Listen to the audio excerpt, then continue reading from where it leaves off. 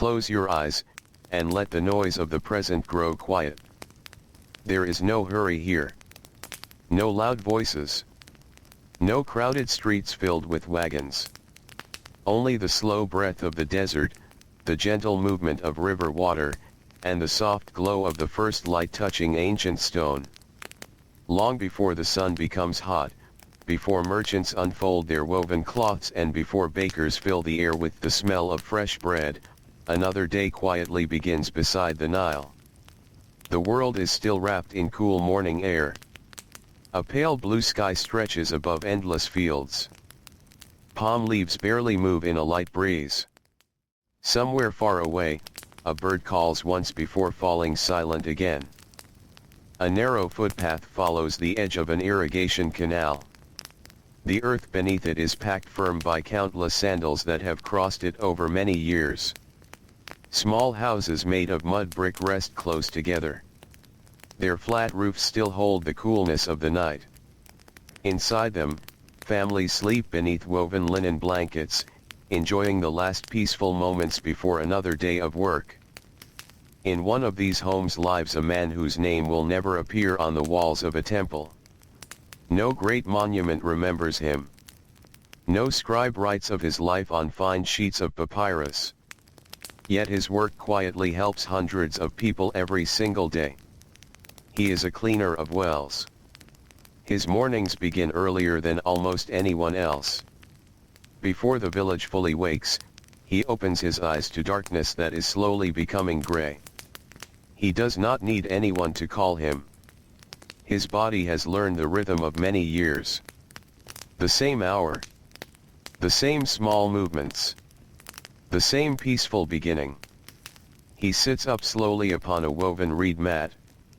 For a moment he simply listens. The silence of sleeping children. The gentle breathing of his wife beside him. A faint rustle from a goat outside. The distant sound of water moving through irrigation channels. These sounds are familiar enough that he hardly notices them anymore, yet without them the morning would somehow feel incomplete. He rubs the sleep from his eyes. The air inside the house still carries yesterday's warmth trapped inside thick mud brick walls. A small clay oil lamp has nearly burned itself out. Its flame flickers softly before disappearing into a thin curl of smoke. He stands carefully so the floor does not creak beneath his feet. His sandals wait exactly where he left them. He slips them on. The leather feels cool. Outside, dawn slowly spreads across the eastern horizon. The village is quiet. A few other workers have also risen. A fisherman carries rolled nets over one shoulder. A woman walks toward a communal oven with dough resting inside a large bowl balanced upon her head. Somewhere nearby, someone coughs before clearing dust from a doorway with a bundle of dry reeds. The day begins little by little. Our well cleaner carries only a few simple tools. A coil of rope. A wooden bucket. A bronze scraping blade worn smooth from years of use. A woven basket. A short-handled shovel. Nothing about these objects appears remarkable. Each bears scratches from long use. Each has been repaired many times. Each is trusted. As he walks through narrow streets, the village slowly stretches awake around him. Smoke begins rising from cooking fires. A sleepy child peeks around a doorway before disappearing again. Two donkeys stand patiently while their owners tie small baskets across their backs. The smell of baking barley bread drifts gently through the cool morning air. It mixes with damp earth, river reeds, fresh straw, and distant smoke. These scents belong to this place. They belong to every morning. The well he cares for sits near the center of the settlement. Unlike the mighty Nile, whose waters spread across wide banks, this well is quiet and hidden below the earth. It serves those who cannot easily reach the river each day. Elderly villagers. Busy craftsmen. Mothers carrying children. Travelers stopping briefly before continuing across dusty roads. Water waits below. Cool. Dark. Still. But wells do not remain clean by themselves. Dust falls. Leaves drift inside. Fine sand slips between cracks. Insects find their way downward. Sometimes small animals lose their footing. Without careful attention, water slowly changes. The villagers understand this. That is why the well cleaner comes almost every morning. He reaches the circular stone opening just as the first warm light touches its rim. For a few moments he simply stands there, looking down, listening. The darkness below seems endless. A faint echo answers every small sound. He knows this place almost as well as his own home. Every rough stone, every worn edge, every handhold cut into the shaft, every mark left by countless ropes. He kneels beside the opening. His fingers test the rope carefully. Small strands have begun to fray. Not enough to replace, but enough to remember. He ties fresh knots where needed. Every knot matters. The rope is more than a tool. It is trust itself. Soon another worker arrives. An older man whose knees no longer enjoy climbing ladders. Together they exchange only quiet greetings. No long conversation. No unnecessary words. Morning work often begins in silence. The older man lowers an empty bucket first. They listen. Splash. The sound rises softly from deep below. Water still waits. That is good. Now comes the harder task. The well cleaner ties the rope securely around his waist. The older man checks every knot. Again. Then once more. No one wishes to hurry this part. The descent is slow. One careful step after another. Feet press against cool stone walls. Hands grip worn ledges. Light grows dimmer.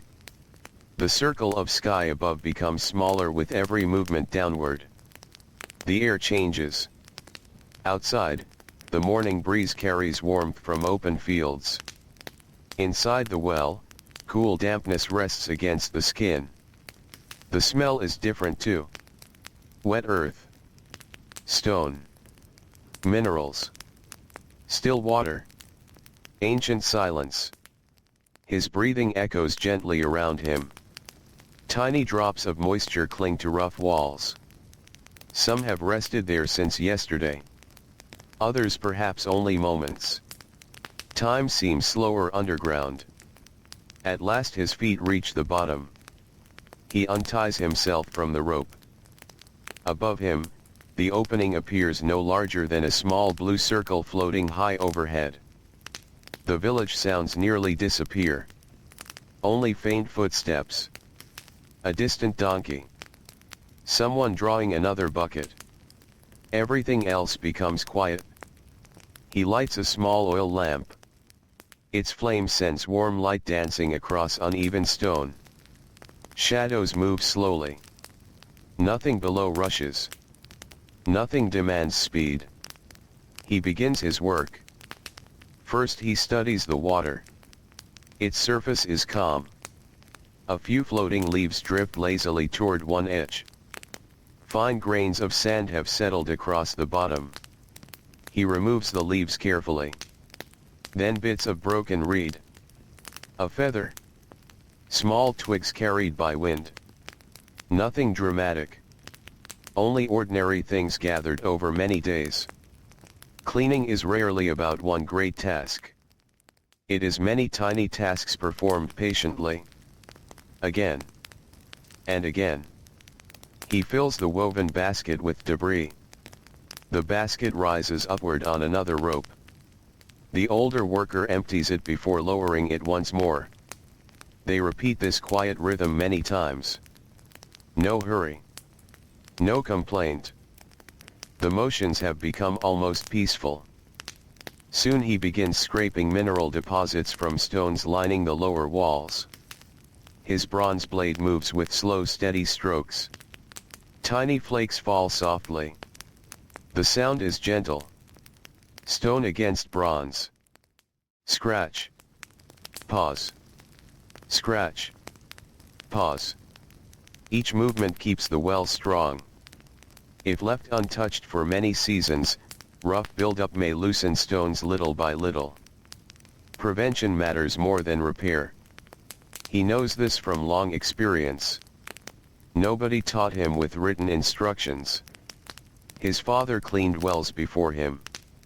So did an uncle.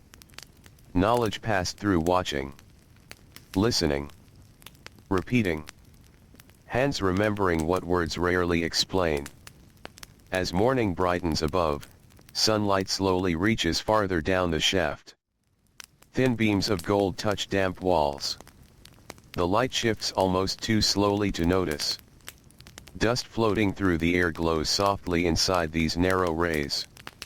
The well cleaner pauses to watch. He has seen this every morning for years. Still, he never entirely grows tired of it. It reminds him that another day has begun. Above ground, life is becoming busy. Children laugh somewhere nearby.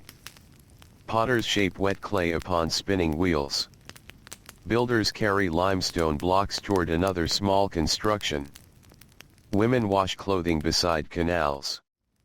Oxen pull wooden plows across dark fertile fields left by the Nile's yearly flood. The village breathes together. Below, the work continues quietly. He scoops settled mud into shallow baskets. Not much. Just enough to keep water fresh. Mud always returns eventually. The earth never stops moving. Sand never stops drifting. The desert is patient. The well cleaner learns patience from the desert itself. Hour after hour he works beneath cool stone while the day above slowly grows warmer. Sweat gathers across his forehead despite the cool air. His hands become damp. His shoulders ache from lifting baskets. These aches are familiar companions. He no longer resists them. He simply notices them. Then continues.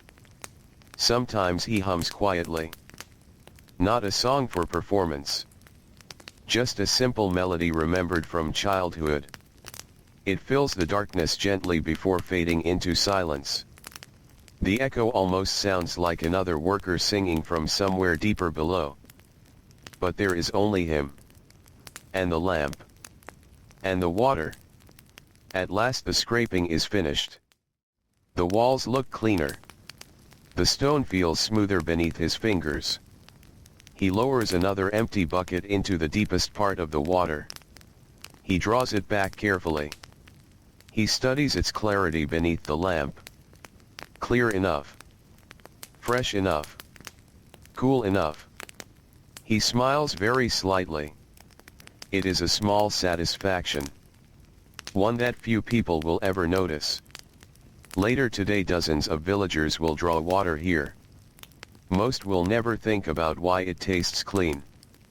They will simply lower their buckets. Fill jars.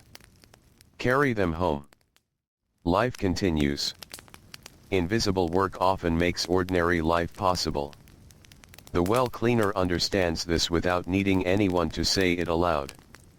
Above him, the circle of sky has turned bright blue. The older worker calls softly down the shaft. It is nearly time to climb. The ascent always feels longer. Arms tire more quickly. Legs grow heavier. The rope presses against his hands. Yet he climbs steadily. One careful step. Then another. Light slowly grows stronger. Warmth returns. The smells of fresh bread and cooking lentils drip downward. The village welcomes him back. When his head finally rises above the stone rim, sunlight rests across his face. He closes his eyes for just a moment. The brightness feels almost overwhelming after hours below. A cool breeze touches damp skin. It carries tiny grains of sand that sparkle briefly before disappearing. He unties the rope. His companion hands him a small clay cup.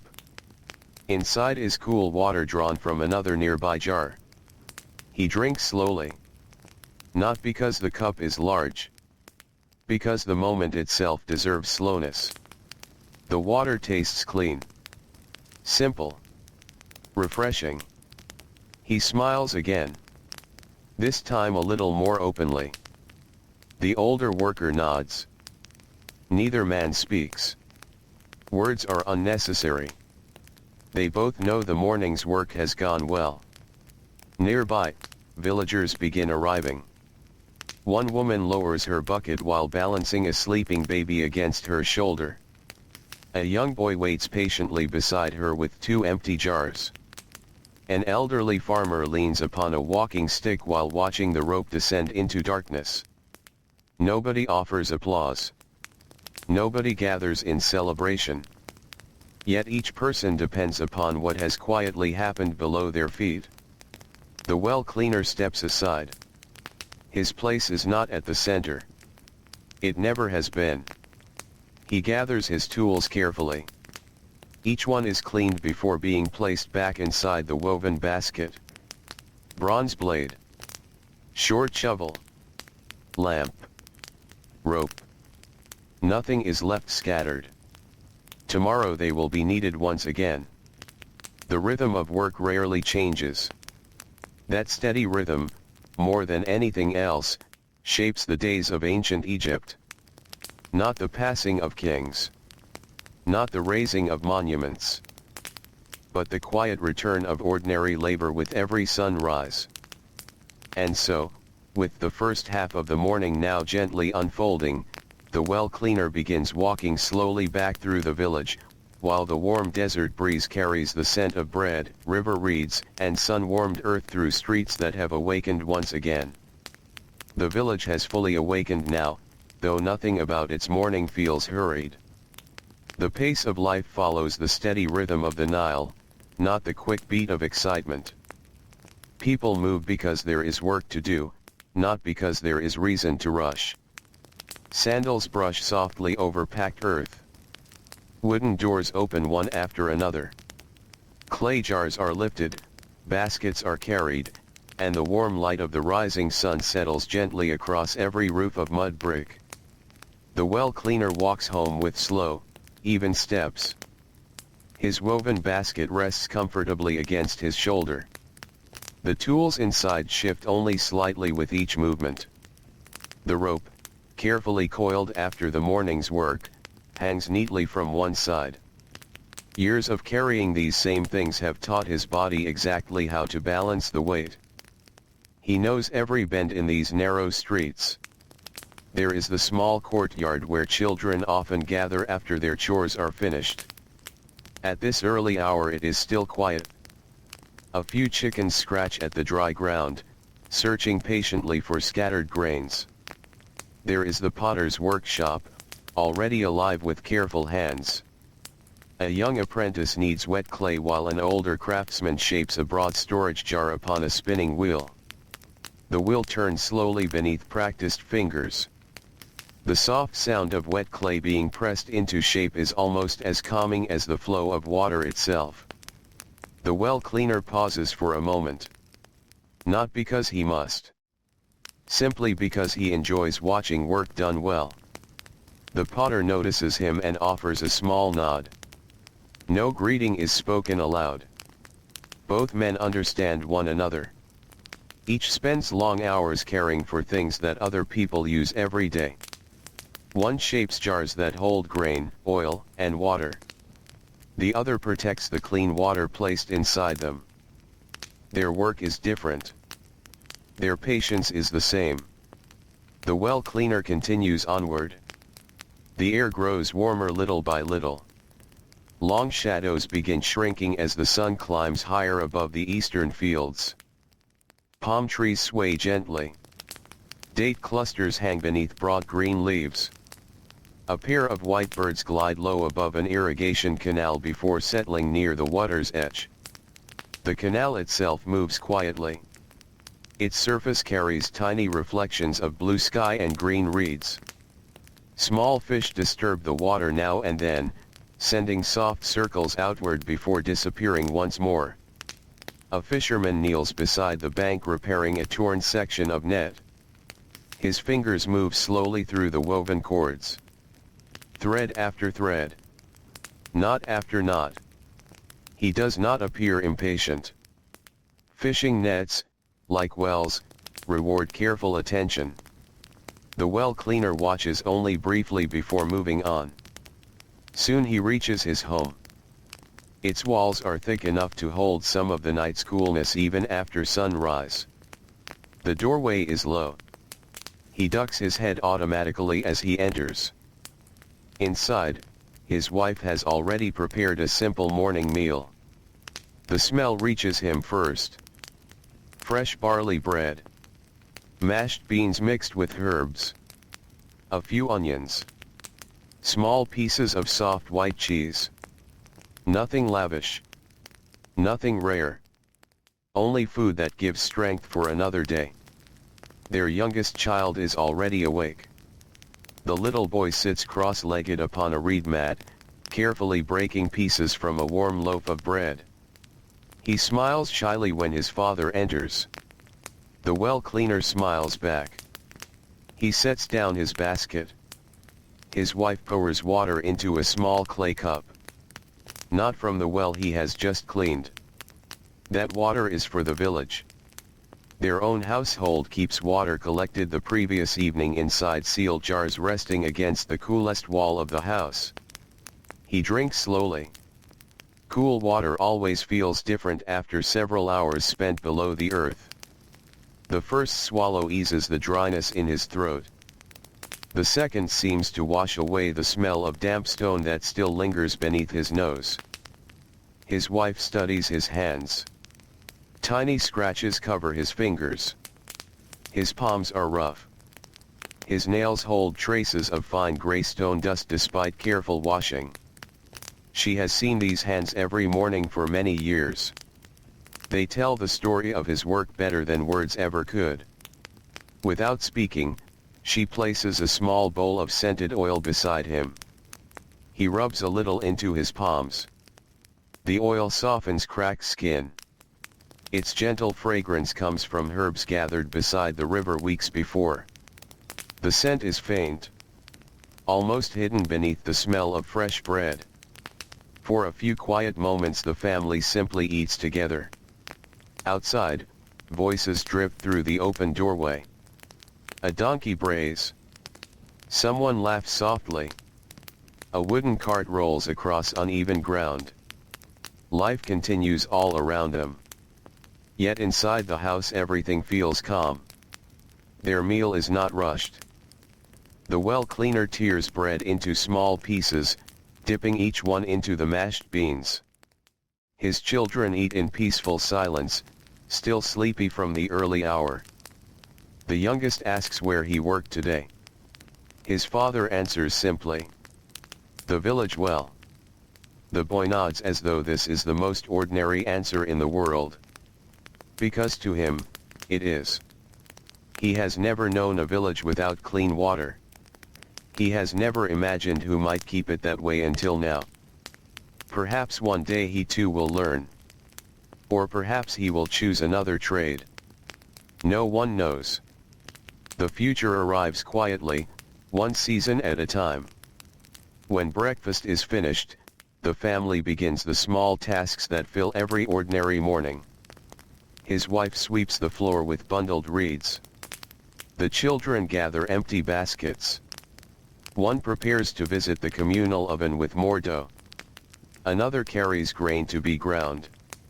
The well cleaner washes his tools once more.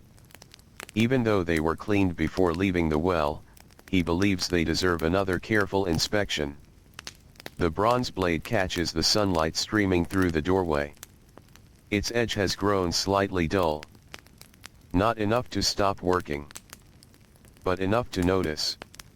Later this week he will sharpen it using a smooth sandstone kept beneath a storage shelf. A tool cared for properly lasts many years.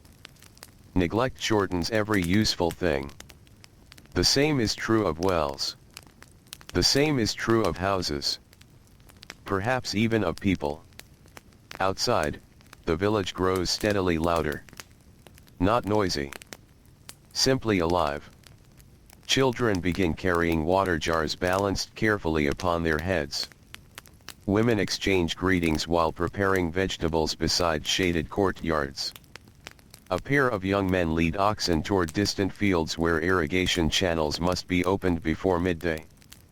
Near the center of the settlement, a scribe unrolls fresh papyrus beneath a simple awning. People gather one by one to settle accounts, record grain deliveries, or ask for letters to be written. His reed pen glides across the smooth surface with quiet precision. Every profession leaves different marks. The scribe leaves ink. The potter leaves clay. The farmer leaves footprints in rich soil. The well cleaner leaves almost nothing behind except clear water. As the morning advances, heat slowly gathers. The cool breeze of dawn begins to disappear. Sunlight grows brighter. The mud-brick walls reflect warmth back into the narrow streets. Dogs search for patches of shade. Even birds become quieter. The well cleaner knows this part of the day well. Heavy labor beneath the open sun becomes difficult now. So he turns his attention toward smaller tasks. Near his home stands a storage shed where extra ropes, wooden pulleys, spare buckets, and repair materials are kept for several nearby wells. He unlocks the simple wooden door. Inside, the air smells of dry wood, woven reeds, hemp rope, and dust. Everything has its place. The shelves are simple but orderly. He inspects each coil of rope. Some remain strong. Others have begun to weaken. He untangles knots formed during previous weeks. His fingers move almost automatically. Twist. Pull. Loop. Fold. Years of repetition have made these movements almost effortless. A young apprentice arrives carrying another bucket. The boy is perhaps 12 summers old. His shoulders are still narrow. His hands are smooth. He watches the older man with careful attention. Today he has come not to work hard, but to learn. The well cleaner welcomes him with a quiet smile. He places 2 ropes upon the floor. One is nearly new. The other has served for many seasons.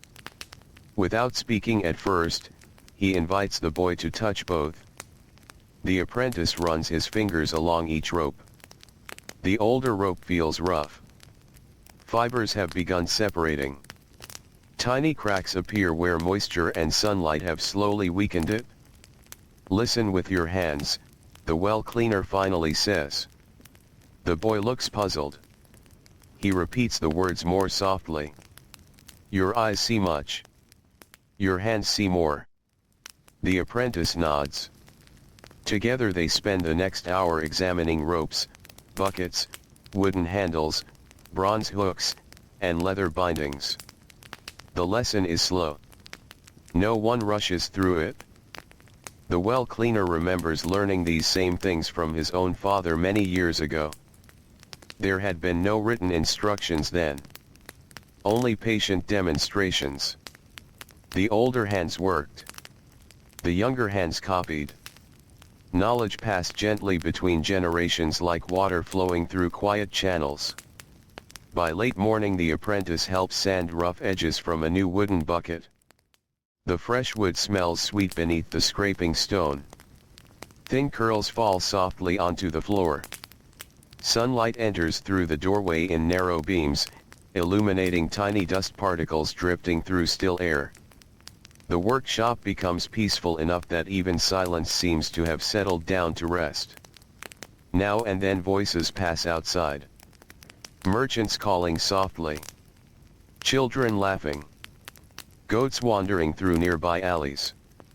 None of these sounds disturb the calm inside. The apprentice asks whether climbing inside a well is frightening. The older man thinks carefully before answering. It was. The boy waits. But only at first. He runs his fingers across the smooth wooden handle of a bucket. When you know the stones, when you know the rope, when you know the water, fear becomes respect. The apprentice considers these words quietly. He has never climbed below the earth. To him the darkness seems mysterious. To the well cleaner it has become almost familiar.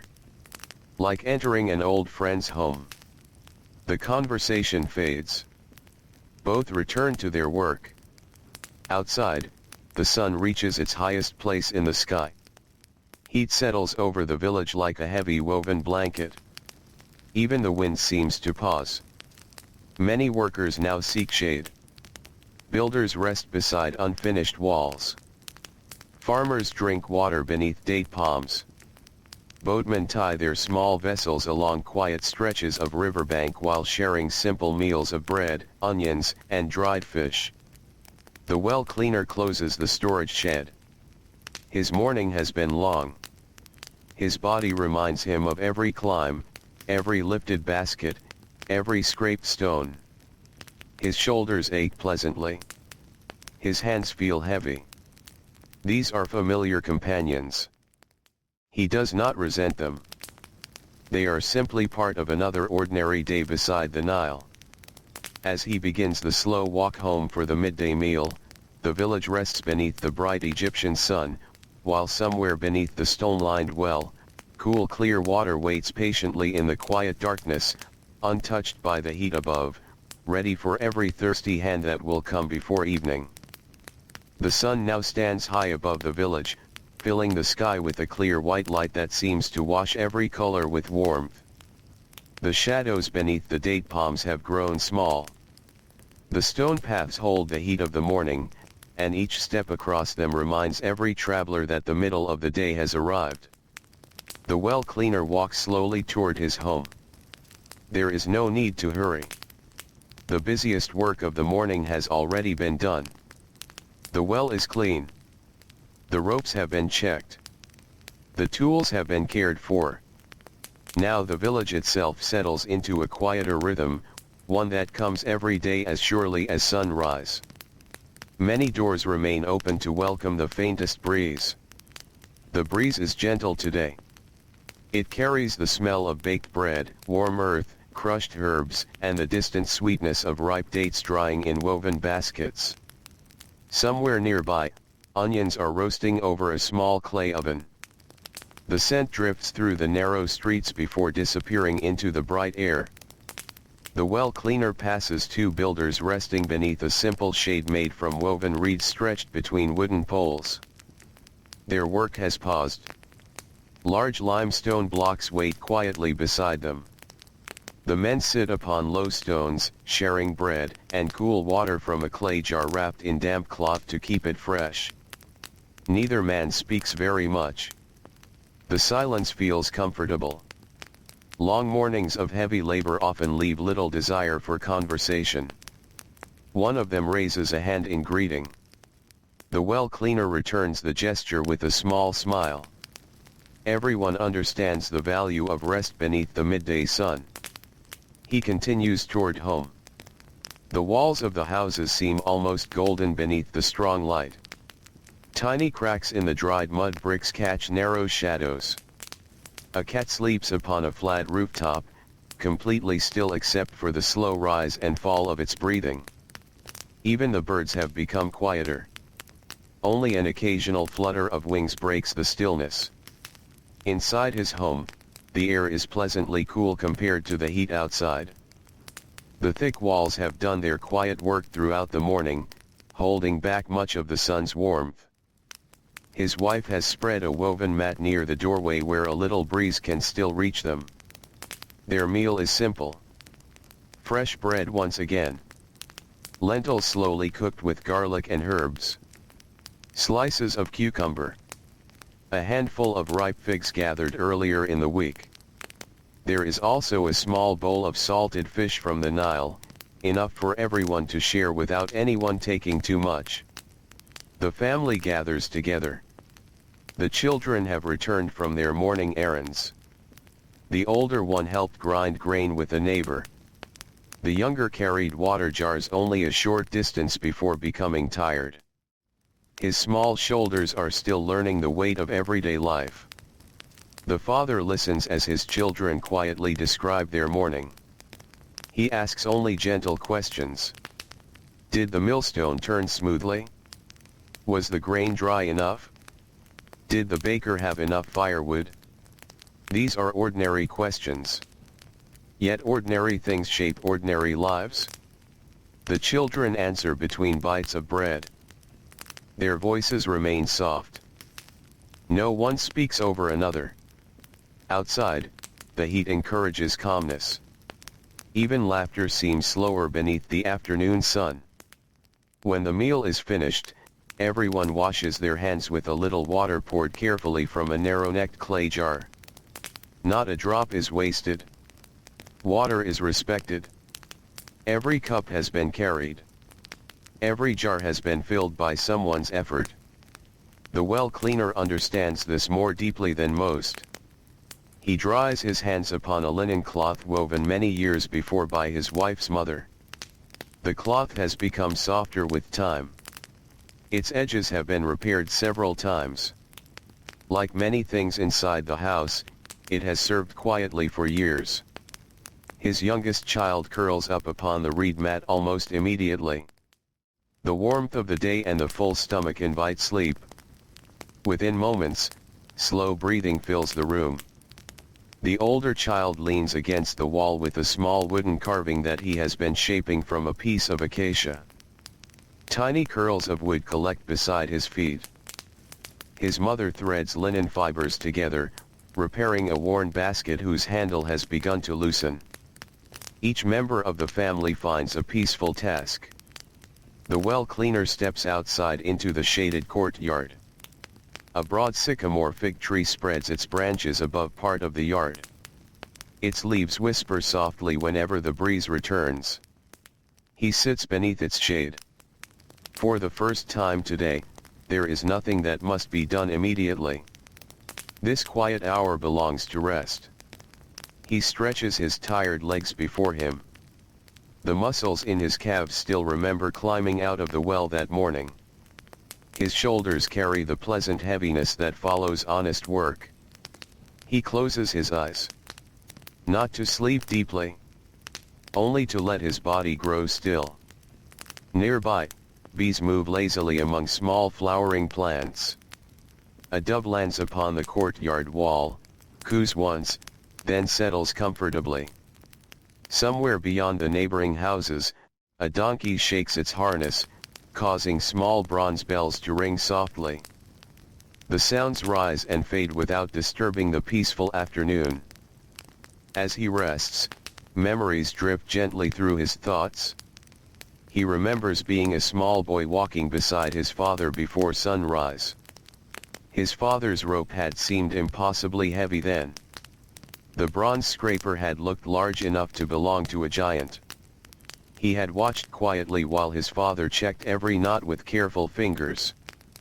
Back then, he had wondered why the old man inspected the rope again and again. Surely once would have been enough. Years later he understood. A rope does not break because someone looked at it too often. It breaks when someone forgets to look. His father rarely offered long lessons. Instead, he worked slowly enough that a child could watch. Every movement carried its own instruction. Every careful habit became a teaching. The young boy who had watched from the edge of the well eventually became the man who now cared for it himself. Perhaps one day another child would stand nearby watching him with the same quiet curiosity. The thought brings a gentle smile. The breeze grows a little stronger. The leaves above him rustle together. A few dry ones drift slowly to the ground. Nothing in nature appears hurried. The river does not rush toward the sea. Palm trees do not hurry to grow. Even the great sun crosses the sky at its own steady pace. The people who live close to these things learn the same rhythm. After some time, the well cleaner rises slowly. Rest has eased his muscles. The afternoon still holds work, though it is lighter than the morning's labor. He walks toward another small well located near a cluster of workshops on the edge of the village. This one is shallower. It serves potters, stone carvers, and basket makers whose work requires steady access to water throughout the day. As he approaches, he hears the familiar sounds of craft work. A hammer taps gently against stone. Wood shavings fall from a carpenter's bench. A loom clacks softly as threads cross one another in steady rhythm. These sounds blend together into a quiet music of daily labor. The smaller well stands beneath a simple wooden frame that supports its pulley. Several large jars rest nearby. A young woman draws water carefully, filling one jar after another. She thanks the well cleaner with a respectful nod. "The water has been especially clear today," she says. He smiles modestly. "I am glad. Nothing more needs to be said." Praise is accepted quietly. He kneels beside the stone rim. This well does not require climbing today. Instead, he studies the pulley. Its wooden axle turns with a faint squeak. Not loud. Only enough for experienced ears to notice. He removes the rope. The pulley wheel is smooth from many years of use. A little sand has settled where the axle turns. He brushes it away carefully. Then he rubs a small amount of animal fat onto the wooden bearing. The wheel turns again. This time almost silently. He nods with satisfaction. Such tiny repairs often prevent larger ones. Nearby, the potters continue shaping clay. The smell of wet earth fills the warm air. Freshly formed jars stand in neat rows, drying before they are placed into the kiln. One apprentice accidentally presses too hard against a bowl, causing its rim to bend. The older potter gently reshapes it without speaking harshly. Mistakes are expected. Patience repairs many of them. The well cleaner watches for a moment. He sees something familiar in the old potter's calm hands. Good work is rarely fast. Good teaching is rarely loud. The afternoon passes quietly. He checks another rope. He replaces a worn leather strap. He sweeps away loose stones from around the well's edge so no one will stumble while carrying heavy jars. Children pass by carrying baskets of reeds. They wave politely. An elderly woman arrives with a single clay jug. She lowers the bucket slowly, her hands trembling slightly with age. Without saying a word, the well cleaner steps forward and helps lift the full bucket. She thanks him with a warm smile. He pours the water into her jug. She balances it carefully against her hip before beginning the slow walk home. Acts of kindness here are often small. They are offered without ceremony. Received without embarrassment. Life in the village depends upon such quiet moments. The afternoon light begins to soften. Its fierce brightness slowly gives way to warmer colors. Long shadows start to stretch once more across the dusty paths. The heat eases little by little. Workers who had rested through the hottest hours return to their tasks. Farmers walk back toward the fields to guide water through irrigation channels before evening. Boatmen untie their vessels from the riverbank. Children's voices become livelier as they finish their chores. The well cleaner stands for a moment beside the smaller well. He looks across the village. Thin streams of smoke rise from the first evening cooking fires. Palm leaves sway gently against the white Egyptian sky. Beyond the houses, the Nile reflects the lowering sun like polished bronze. Soon evening will arrive. The busiest hours of the day are behind him. Yet there are still quiet duties waiting before darkness settles over the village, and he begins walking toward the river, where the cool water and the slow current have marked the passing of countless peaceful days. The path leading toward the Nile is softer beneath the feet than the packed streets of the village. Fine dust gathers around the edges of sandals. Small stones rest quietly in the warm earth, undisturbed except by the passing of people, goats, and donkeys.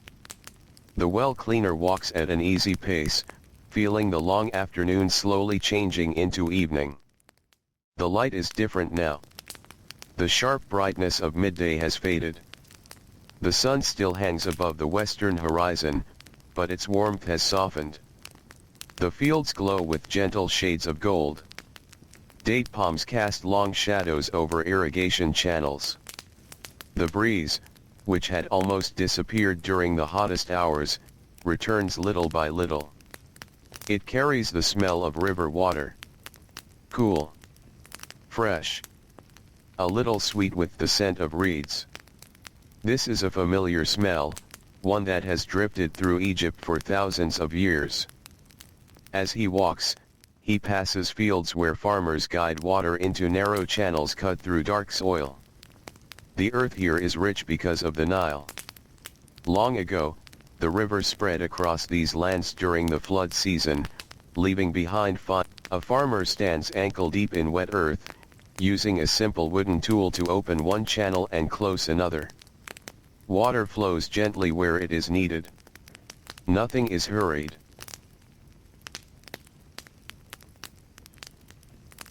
The farmer watches carefully. Too much water can harm a field. Too little water can leave plants weak. Balance matters. The well cleaner pauses for a moment to observe. Water above the ground. Water below the ground. Different paths. The same gift. The farmer notices him and raises a hand. The well cleaner returns the greeting and continues on. Soon the path widens near the riverbank. The Nile lies before him, broad and calm beneath the lowering sun. The water reflects the sky in soft colors of gold and pale blue. Small boats drift quietly near the shore. Some carry fishermen gathering their nets. Others bring reeds, vegetables, or baskets from nearby villages. The sound of water touching the shore is gentle. A slow rhythm. Soft splashes. Small waves against mud and stone. The well cleaner always finds peace here. Many people do. Children play along the edge of the river, though not too close to deep water. Women wash linen cloths upon smooth stones. Fishermen untangle nets while speaking quietly among themselves. An old man sits alone beneath a palm tree, carving a small wooden spoon. No one appears rushed. The day itself seems to be growing tired. The well cleaner kneels beside the river. He washes his hands. Cool water moves around his fingers. Tiny ripples spread outward and disappear. He splashes water across his face. The dust of the day washes away. The smell of stone and rope fades. For a few moments he simply remains there, listening. The river speaks softly. Not with words. With movement. With flowing water. With reeds rustling in the breeze. With distant bird calls. This is a language older than memory. The Nile has watched countless generations rise and pass away. Farmers. Builders. Fishermen. Potters. Scribes. Children who became old people. Old people who were once children. The river continues. Steady. Patient. As the well cleaner sits beside the water, he remembers stories told by his grandfather many years ago. Those stories were not about kings. They were not about great battles. Instead, they were about ordinary seasons. Years when the flood came high. Years when it came low. Stories of repairing canals. Of carrying water jars. Of nights spent watching stars while guarding fields. Such memories pass quietly from one generation to another. Not written upon temple walls. Not carved into stone. But held inside families. Carried through simple conversations beside evening fires. A small boat drifts close to shore. A fisherman inside lifts a net from the water. Silver fish catch the sunlight for a brief moment before disappearing into a woven basket. The fisherman works slowly. There is no struggle. Only repetition. Cast the net. Wait. Pull the net. Repair the cords. Repeat. Many lives in ancient Egypt follow similar rhythms. Tasks return each day. Water returns each season. Sunlight returns each morning. The well cleaner understands this deeply. Perhaps that is why he rarely feels surprised by life. He has learned to expect change slowly. To trust steady work. To notice small things. A breeze moves across the river. It touches the reeds. The reeds whisper together. Their sound is soft enough that it almost disappears into silence. Nearby, two boys carry water jars suspended from a wooden pole resting across their shoulders. They walk carefully. One step at a time. The jars sway gently. Water is heavy. The boys are learning what all people learn in Egypt. That water is effort. That water is life. That every cup has a story behind it. The well cleaner watches them pass. Then he stands. The evening work is not finished yet. There is one final place he wishes to visit before darkness arrives. A small well near the edge of cultivated land. It is not used as often as the village well. Travelers stop there. Farm workers use it during planting and harvest seasons. It requires less care. Yet even quiet places need attention. The path grows narrower as he leaves the river. Tall reeds sway beside irrigation channels. Frogs call softly from hidden places. Birds settle among branches, preparing for night. The air feels cooler now. The harsh heat of afternoon has faded. A donkey cart rolls slowly past, carrying bundles of cut reeds. Its wheels creak softly. The driver sits quietly, looking toward home. Everyone moves in the same direction now. Toward evening. Toward food. Toward rest. The small well appears ahead. It stands beneath an acacia tree whose branches provide welcome shade during the day. The stone rim is worn smooth from many years of use. No one is here now. The fields nearby have grown quiet. Only insects sing softly among grasses. The well cleaner kneels. He studies the rope. Still strong. He checks the bucket. No cracks. He lowers it carefully. Splash. The sound rises from below. Cool water waits in darkness. He draws the bucket upward. The water is clear. He pours a little onto the ground beside the roots of the acacia tree. A small offering. Not a ritual. Simply gratitude. The tree gives shade. The well gives water. The earth gives food. Life depends upon many quiet gifts. He sits beneath the acacia tree for a few moments. The sun lowers further. The sky changes color. Gold becomes orange. Orange becomes soft red. Far above, the first faint stars wait patiently for darkness. Birds cross the sky in small groups, flying toward places where they rest each night. The village in the distance grows softer beneath evening light. Thin streams of smoke rise from cooking fires. The smell of baking bread returns. Lentils. roasted onions, fresh herbs. The scents drip gently through cooling air. Hunger awakens. Not sharp hunger. A calm reminder that the day is ending. The well cleaner stands. His tools are light now. No heavy baskets. No climbing ropes. Only quiet footsteps carrying him home. Along the path he passes workers returning from fields. Faces touched by sun. Hands rough with labor. Clothing dusted with earth. They walk slowly. Tired, but not unhappy. There is comfort in the end of a working day. Comfort in knowing that enough has been done. Enough water lifted. Enough grain planted. Enough stone shaped. Enough clay turned. The village grows nearer.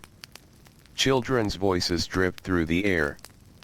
Goats return to small enclosures. A dog stretches lazily near a doorway.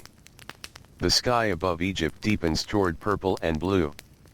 One by one, oil lamps begin to glow inside homes. Tiny points of warm light appear across the settlement. Like stars brought gently down to earth. The well cleaner reaches his doorway. Inside, his family waits. The evening meal is nearly ready. The smell of warm bread fills the house. His children sit nearby, speaking quietly. His wife stirs a clay pot above a small fire. The flame dances softly. Its light touches the walls with gentle shadows. He places his tools in their usual place. Rope. Basket. Bronze scraper. Everything rests. Tomorrow they will be needed again. But not now. Now the village belongs to evening.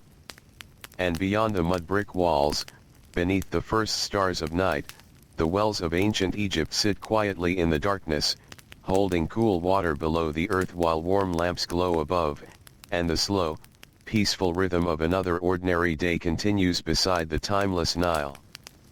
The evening settles over the village as gently as a linen cloth being placed upon a sleeping child. The last warmth of the sun slowly leaves the stone walls.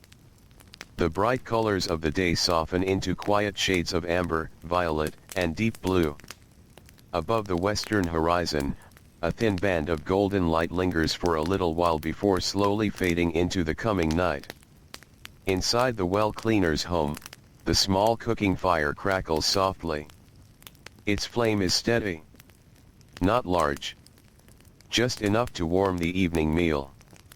The scent of lentils fills the room, blending with fresh bread that has been wrapped in linen to keep it soft. A handful of herbs adds a gentle fragrance that reminds everyone of the gardens growing beside the irrigation canals. The children sit patiently. The younger one has become sleepy after the long day. His eyelids grow heavy, though he tries not to close them. Every few moments he leans gently against his older brother before sitting upright once again. His parents notice but say nothing. There is no need. Evening always brings this quiet tiredness. The well cleaner washes his hands one final time. A small clay bowl catches the water. Very little is used. The family has learned through many seasons that every drop deserves respect. He dries his hands on a folded linen cloth before joining the others upon the woven reed mat. They begin eating together. No one rushes. The warm bread is broken by hand and shared around the circle. The lentils are thick and comforting. A few olives, carefully preserved in salt, are placed in the middle of the meal. Each person takes only enough. There is comfort in simple food when the body has worked honestly from sunrise until sunset. Outside, the village grows quieter with every passing moment. The sounds of hammers have disappeared. The potter's wheel has stopped turning. The carpenters have put away their tools. The fishermen have tied their boats securely along the riverbank. Only the occasional footsteps of someone returning home disturb the peaceful evening. The well cleaner's daughter asks whether the stars always appear in the same places. He looks toward the open doorway where the sky has become darker. The stars travel, he says softly, but they are patient travelers. She looks upward with quiet curiosity. Her father smiles. When I was your age, my father showed me the brightest stars while we walked before sunrise. He knew which ones watched over the river and which ones welcomed the morning. The little girl listens carefully. She enjoys these small stories. Not because they are exciting. Because they make the night feel friendly. The family finishes their meal. The dishes are simple clay bowls, worn smooth by many years of careful use. Each one is washed with only a little water and placed upside down to dry. Nothing is wasted. Nothing is thrown aside carelessly. The well cleaner steps outside once more. The air has changed completely. The heat of the afternoon has disappeared. A cool breeze now moves gently through the village. It carries the scent of river reeds and damp earth. Somewhere nearby, jasmine flowers have opened beneath the darkness, adding a faint sweetness that drifts through the night. He stands quietly beneath the stars. The moon has not yet risen. Without its light, the heavens appear full of countless tiny points of silver. Many people in the village have already gone indoors. Small oil lamps glow through open doorways. The warm light flickers softly against mud brick walls. Here and there, neighbors sit outside for a little while before sleep. They speak quietly. No voices rise above the peaceful rhythm of the evening. The well cleaner begins a slow walk toward the village well. Not because work remains.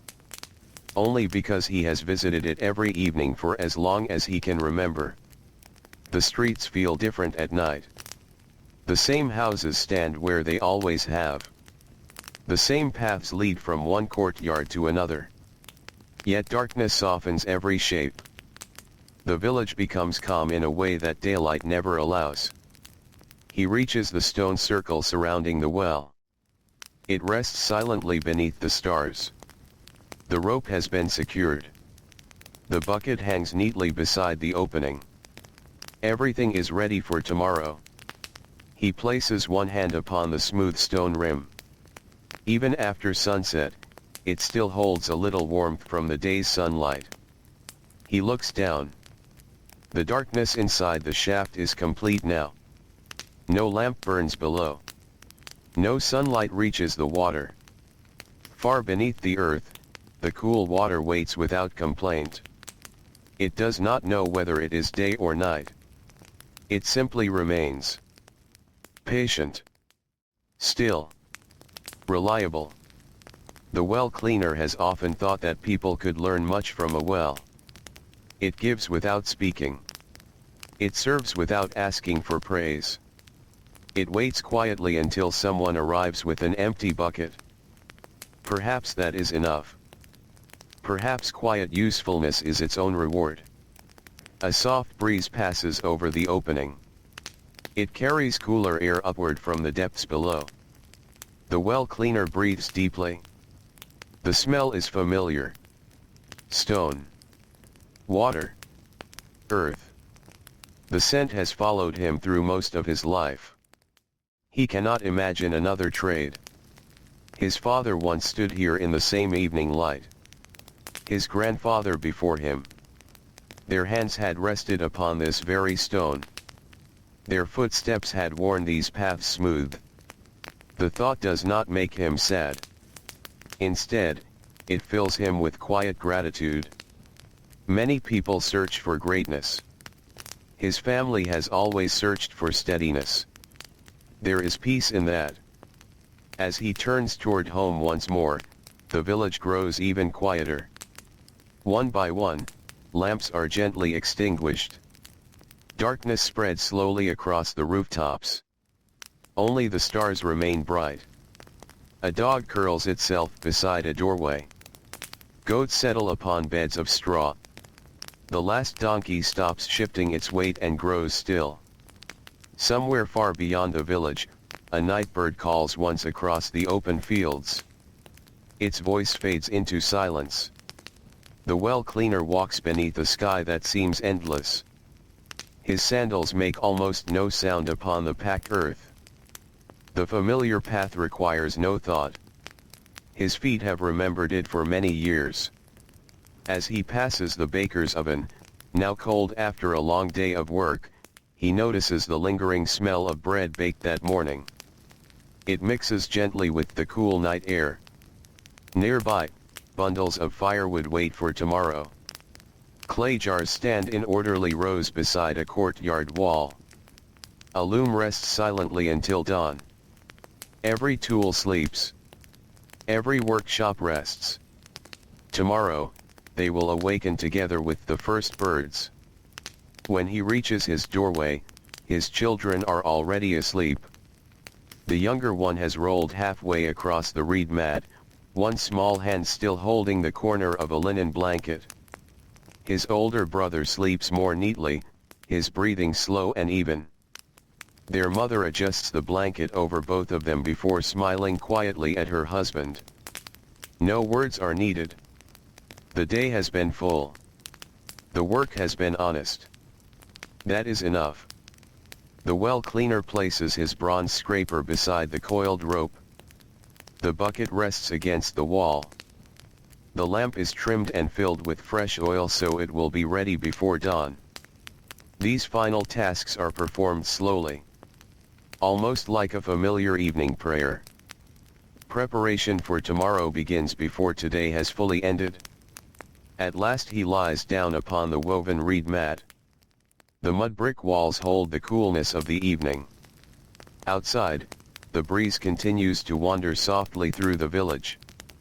Far away, the Nile flows beneath the moonlight with its endless, unhurried rhythm. Its quiet waters move northward just as they did yesterday, just as they will tomorrow, carrying reflections of stars across the ancient land. The well beneath the center of the village remains cool and silent. The ropes rest. The buckets hang motionless. The stone walls wait patiently for another sunrise. And as the night grows deeper, the slow life of the Egyptian well cleaner settles gently into peaceful sleep, while beyond the village, the timeless river continues its quiet journey through the darkness, beneath a sky filled with silent stars, toward another calm and ordinary dawn. The night deepens little by little. No one notices the exact moment when evening becomes true night.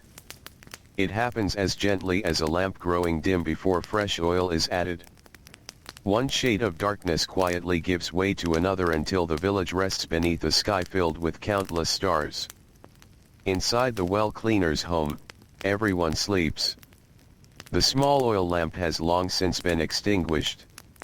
Only a faint ribbon of moonlight slips through the doorway, stretching across the smooth earthen floor. It rests upon a clay water jar before climbing slowly up the opposite wall. The room is peaceful. The breathing of the family rises and falls with quiet rhythm. The youngest child sighs once in his sleep before becoming still again. Outside, the village belongs to the night. The streets that were filled with footsteps only a few hours ago now lie empty beneath the moon. Dust settles where sandals had passed during the day. Wooden carts stand beside walls. Baskets remain stacked neatly outside workshops. Nothing moves except the breeze. The breeze is cooler now. It slips between houses, carrying the scent of damp reeds from the river and the faint sweetness of flowering shrubs that bloom after sunset. Palm leaves whisper overhead with soft, gentle sounds that seem almost like distant conversation. Far beyond the village, the Nile continues its endless journey. Its waters never sleep. They move steadily beneath the moonlight, reflecting silver across the broad surface of the river. Small ripples catch the light before disappearing again into darkness. The river asks for nothing.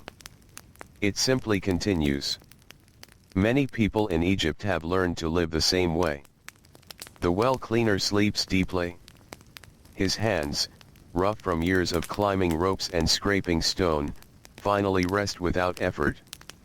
The muscles in his shoulders slowly loosen.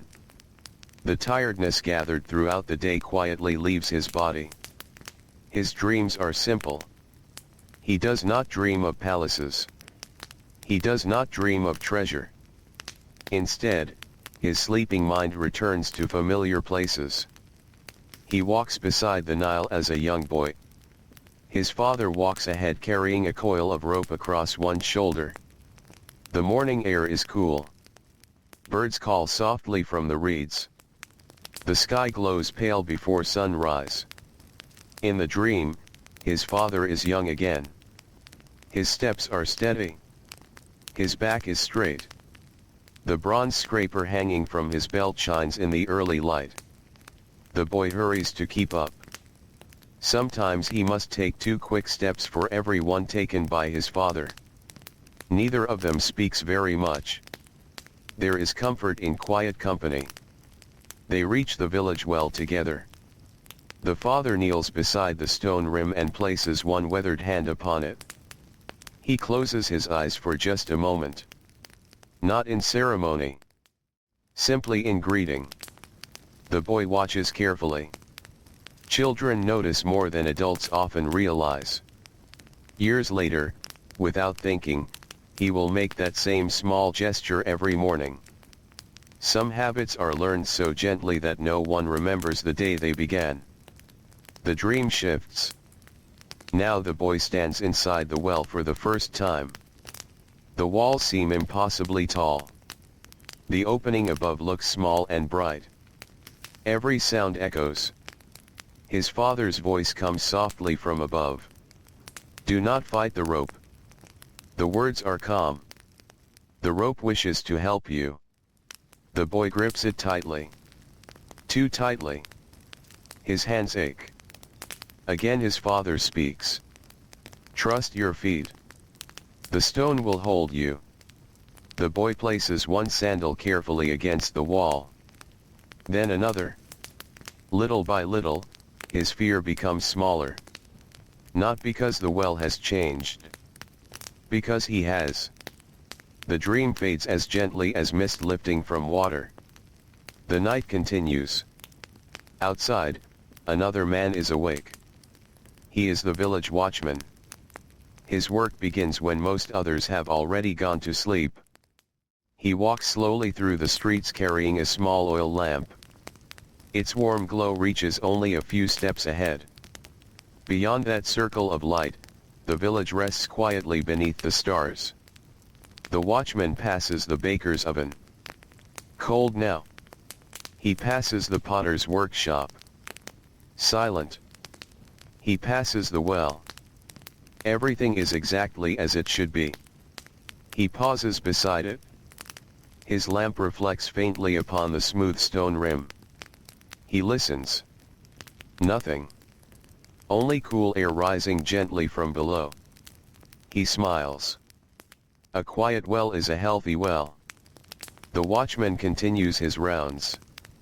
His footsteps disappear into the darkness. Hours pass almost unnoticed. The moon climbs higher across the sky. Its light reaches deeper into courtyards and narrow streets. Cats begin their silent wanderings along rooftops. One pauses beside a storage basket, listening for movement. Another curls itself comfortably atop a warm patch of stone that still remembers the day's sunshine. Owls hunt quietly beyond the cultivated fields. Their wings make almost no sound.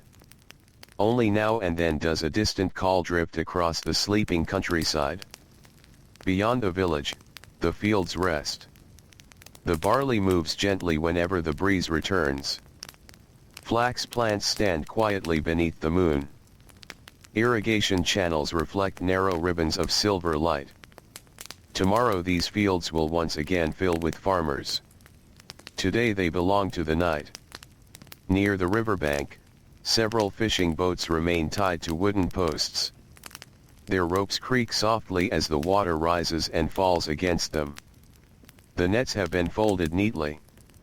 Wooden paddles rest across simple benches. The fishermen sleep in their homes, gathering strength for another dawn. Even the donkeys sleep. Their ears twitch now and then at the buzzing of insects. Goats lie close together inside their small enclosures. A calf rests beside its mother beneath a shelter of reeds. The whole village seems to breathe together. Slowly. Peacefully. The stars continue their patient journey overhead. Some are brighter than others. Some appear almost blue. Others glow with a warm golden light. The oldest people in the village know many of these stars by heart.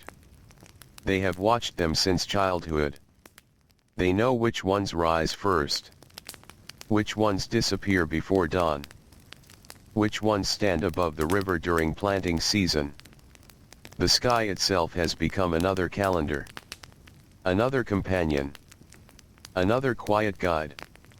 Long before written records reached every corner of Egypt, people had already learned to read the heavens. Not with haste. With observation. Night after night. Season after season. The well cleaner's wife stirs slightly in her sleep. The cool air has entered through the doorway.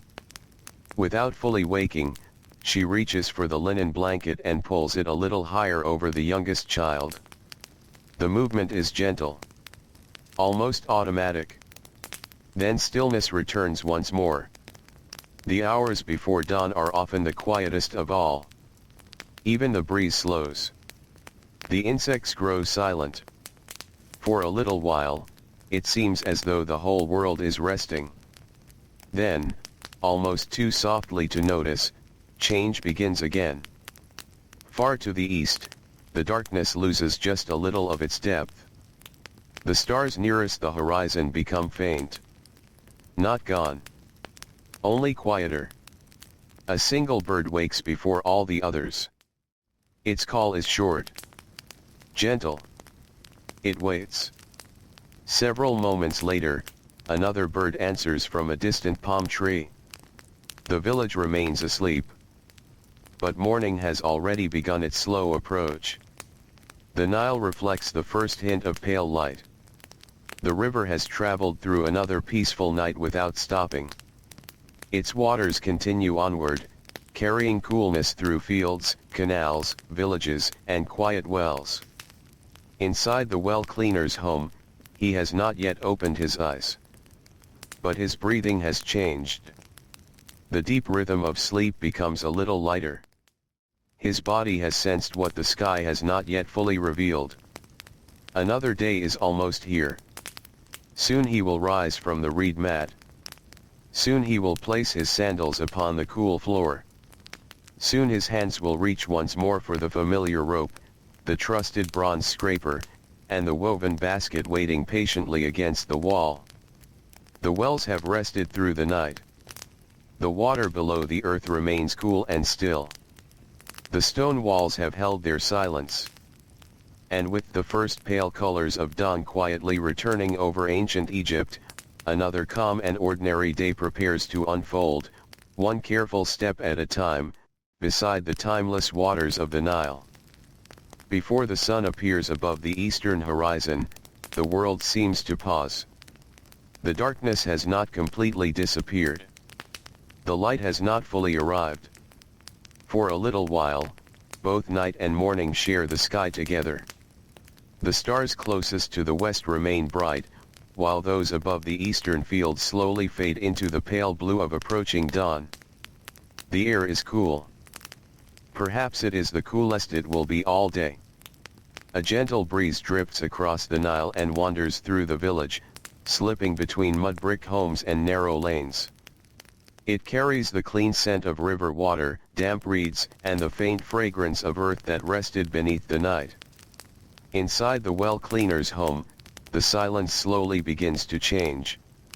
He does not wake suddenly. His eyes remain closed for another moment. He listens first. This has become his habit through many years. The distant murmur of the river. A single bird calling from a sycamore tree. The soft breathing of his family. The faint rustle of the breeze touching the doorway curtain. Every morning begins with these familiar sounds. They greet him before the day asks anything of him. He opens his eyes. The room is dim, though not completely dark. Moonlight has nearly faded. Dawn has not yet taken its place. The clay water jars stand quietly against the wall. His tools remain where he left them the night before. The coiled rope. The bronze scraper. The woven basket. Nothing has moved. Everything waits patiently. He rises slowly from the reed mat, careful not to disturb the children. The earthen floor feels cool beneath his bare feet. He reaches for his sandals and slips them on without making a sound. His wife stirs slightly but does not wake. She has learned the rhythm of his mornings just as he has learned the rhythm of hers. There is comfort in such familiar routines. Outside, the village is still wrapped in quiet. The watchman has nearly finished his nightly rounds. He walks toward his own home with slow, tired steps, carrying the small oil lamp whose flame has burned faithfully through the darkness. As he passes, the well cleaner offers him a gentle nod. The watchman smiles. No words are exchanged. Both understand that one day's work is ending while another is about to begin. The sky grows a little lighter. The outlines of houses become clearer. Palm trees stand like quiet guardians above the rooftops. Their long leaves sway gently, making a soft whisper that seems almost like the sound of water flowing over smooth stones. The well cleaner walks toward the center of the village. His basket rests comfortably upon his shoulder.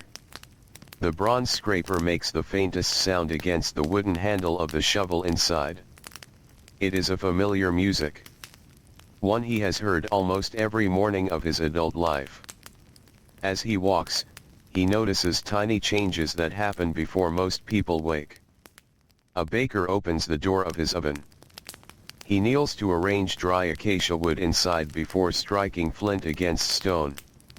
The first small sparks glow warmly in the cool morning air. Soon the smell of smoke will spread through the village. Then bread. Then roasted grain. But for now, only the promise of those scents hangs quietly in the dawn. Further along the lane, an elderly woman opens her courtyard gate. She sweeps yesterday's dust away with a bundle of dry reeds. The dust rises gently before settling again. It is work that must be done every morning. The desert is patient. Each day it leaves another fine layer behind. Each day the people gently sweep it away. Neither the wind nor the villagers ever truly win. Yet both continue without complaint. The well cleaner smiles to himself. Some work is never finished. That does not make it meaningless. It simply means that life continues. He reaches the village well. The stone rim is cool beneath his fingertips. Tiny beads of moisture have gathered during the night where the air inside the shaft remained cooler than the air above. He runs one hand lightly across the smooth stone. The familiar texture greets him like an old friend. Before beginning any task, he stands quietly for a moment. The village around him is still mostly silent. Only now does the first rooster announce the coming day. Its call echoes softly between the houses. Another answers from farther away. Soon several voices join together before gradually falling quiet again. The well cleaner unties the rope. He inspects every knot. Not because he doubts yesterday's work. Because each morning deserves fresh attention. The fibers feel strong beneath his rough hands. He bends closer. One small strand has loosened. Only one. Most people would never notice it. He notices. Taking a small knife from his belt, he trims the loose fiber and smooths the rope with his thumb. A tiny task. Yet tiny tasks protect larger ones. He lowers the empty bucket. The rope slides smoothly across the wooden beam. Its gentle sound fills the cool morning air. Down. Down. Down. Then, a soft splash rises from the darkness below.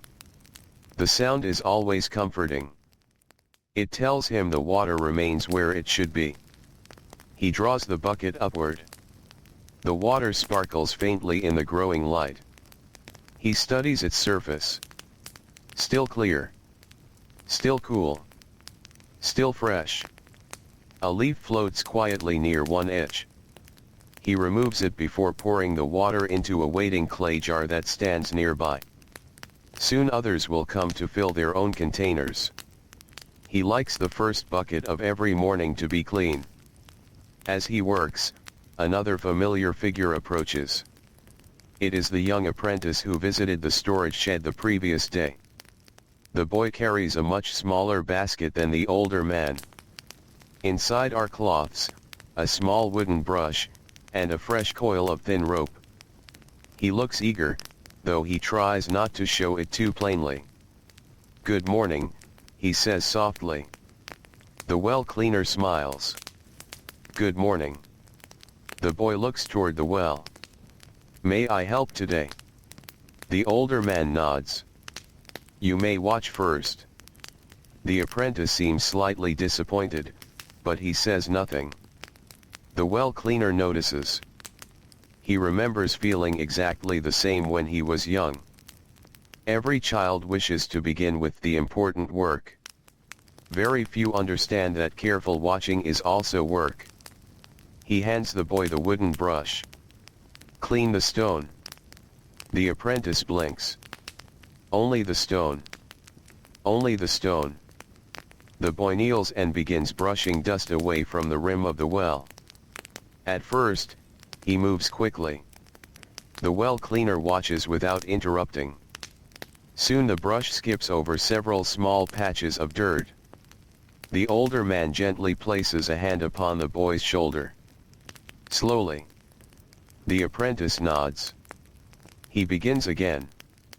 This time, each stroke is careful. Dust gathers into neat little piles before being swept away. The stone gradually reveals its smooth surface. The older man smiles. "Better." The apprentice glances up. "It takes longer." "Yes. But people place their hands here every day." The boy runs his fingers across the clean stone. "It should feel cared for." The apprentice nods thoughtfully. Perhaps for the first time, he understands that cleaning is not only about removing dirt. It is also about showing respect. Respect for the place. Respect for the people who depend upon it. Respect for the work itself. The sun begins to rise. Its first golden light reaches the highest palm leaves. Then the rooftops. Then the upper edge of the well.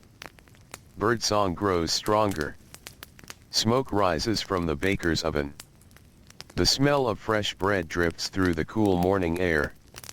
One by one, villagers begin arriving. A young mother carrying 2 empty jars. An old shepherd with a weathered leather bucket. A potter kneading water before shaping the day's clay. A little girl walking carefully beside her grandmother. Each greets the well cleaner with a smile or a quiet nod. He returns every greeting. Not hurriedly. Not formally. Simply with the warmth of someone whose face has become as familiar as the morning itself. The apprentice watches everything. How the rope is handed from one person to another. How heavy jars are steadied before lifting. How older villagers are quietly helped without making them feel weak. These things are never spoken as lessons. They are simply done. And because they are done every day, they become part of the life of the village. The sunlight grows warmer. The shadows slowly shorten. The village fully awakens once more. Another ordinary day has begun beside the Nile. Another day of drawing water, baking bread, shaping clay, tending fields, repairing nets, writing records, and caring for one another through countless small acts that few will remember individually, yet together form the quiet rhythm of a civilization that has endured for generations. Standing beside the well, with the morning breeze brushing gently across his face and the first voices of the day filling the air around him, the well cleaner reaches once more for the familiar rope, ready to continue the patient work that has shaped his life, one careful bucket at a time. The morning unfolds gently, almost without anyone noticing. The first rush of villagers has come and gone. Empty jars have become full ones. The sound of rope sliding across the wooden beam has repeated so many times that it has become part of the village itself, as ordinary as birdsong or the breeze moving through palm leaves. The sun continues its slow climb. Its light reaches farther into every courtyard. The mud-brick walls that felt cool before dawn now begin to gather warmth. The stone rim of the well loses the chill of the night and becomes pleasantly warm beneath waiting hands. The well cleaner notices these small changes. He always has. Years of working outdoors have taught him to measure time without looking toward the sky. He feels it in the temperature of the stone. He hears it in the voices of the birds. He smells it in the changing air. The apprentice remains beside him. The young boy has finished brushing the stone rim until it feels smooth beneath every passing hand. Now he watches carefully as the older man coils a length of spare rope. The rope is not tangled. It simply rests in loose circles upon the ground. Even so, the well cleaner kneels beside it. He lifts each loop. He lays it down again. Each circle rests neatly beside the last. The apprentice waits. Finally he asks, "Why do you coil it so carefully if no one is using it today?" The well cleaner smiles softly. "Because one day someone will." The boy nods, though he is still thinking. "If we care for something while it rests," the older man continues, "it is ready when it is needed." The apprentice looks at the rope differently now. Not simply as a tool. As something trusted. A light breeze stirs the loose end of the coil. It shifts only a finger's width before becoming still again. Nearby, an elderly woman arrives carrying a wide basket filled with freshly woven linen. She lowers herself carefully onto a low stone near the well. The basket is heavier than she expected. The well cleaner notices before she asks for help. He walks over quietly. Together they lift the basket onto a shaded ledge. "Thank you," she says with a gentle smile. "It is lighter now," he replies. She laughs softly. "Only because you carried part of it?" For a few moments they speak about the weather. Nothing more. They wonder whether the breeze from the river will remain through the afternoon. Whether the next flood season may be generous. Whether the date palms will produce a good harvest this year. Simple conversations. The kind that return again and again through many seasons. When the woman continues on her way, the apprentice watches her disappear into one of the narrow streets. "Everyone knows you," he says. The well cleaner shakes his head. "No. They know the well." The apprentice thinks about that answer for a long while. Perhaps both are true. Across the square, the baker removes the first loaves of the morning from the oven.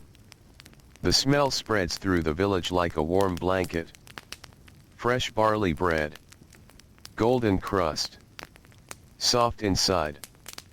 People passing nearby cannot help but breathe deeply.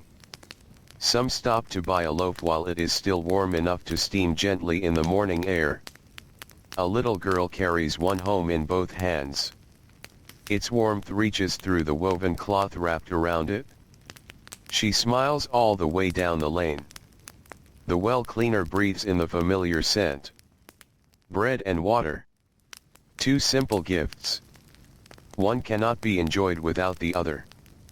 As the morning grows busier, a merchant arrives with two donkeys carrying baskets suspended across their backs. The baskets hold small clay jars made in another village farther upstream. Dust covers their sides from the long journey. The merchant stops beside the well.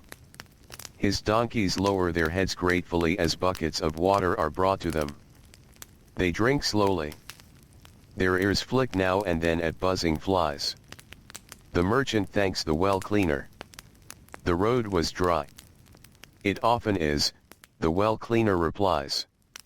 The merchant smiles. But the well is not.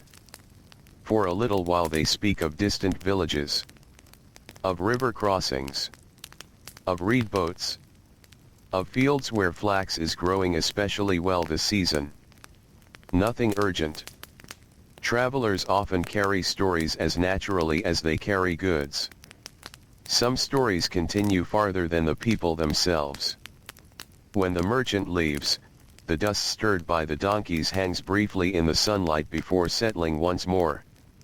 The apprentice watches until they disappear beyond the last houses. So many people come, he says. They all need water.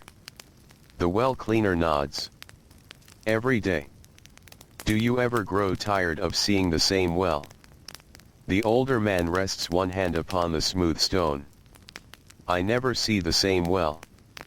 The apprentice looks puzzled. The well cleaner lowers another bucket. The people change. The rope creaks softly. The light changes. The bucket reaches the water.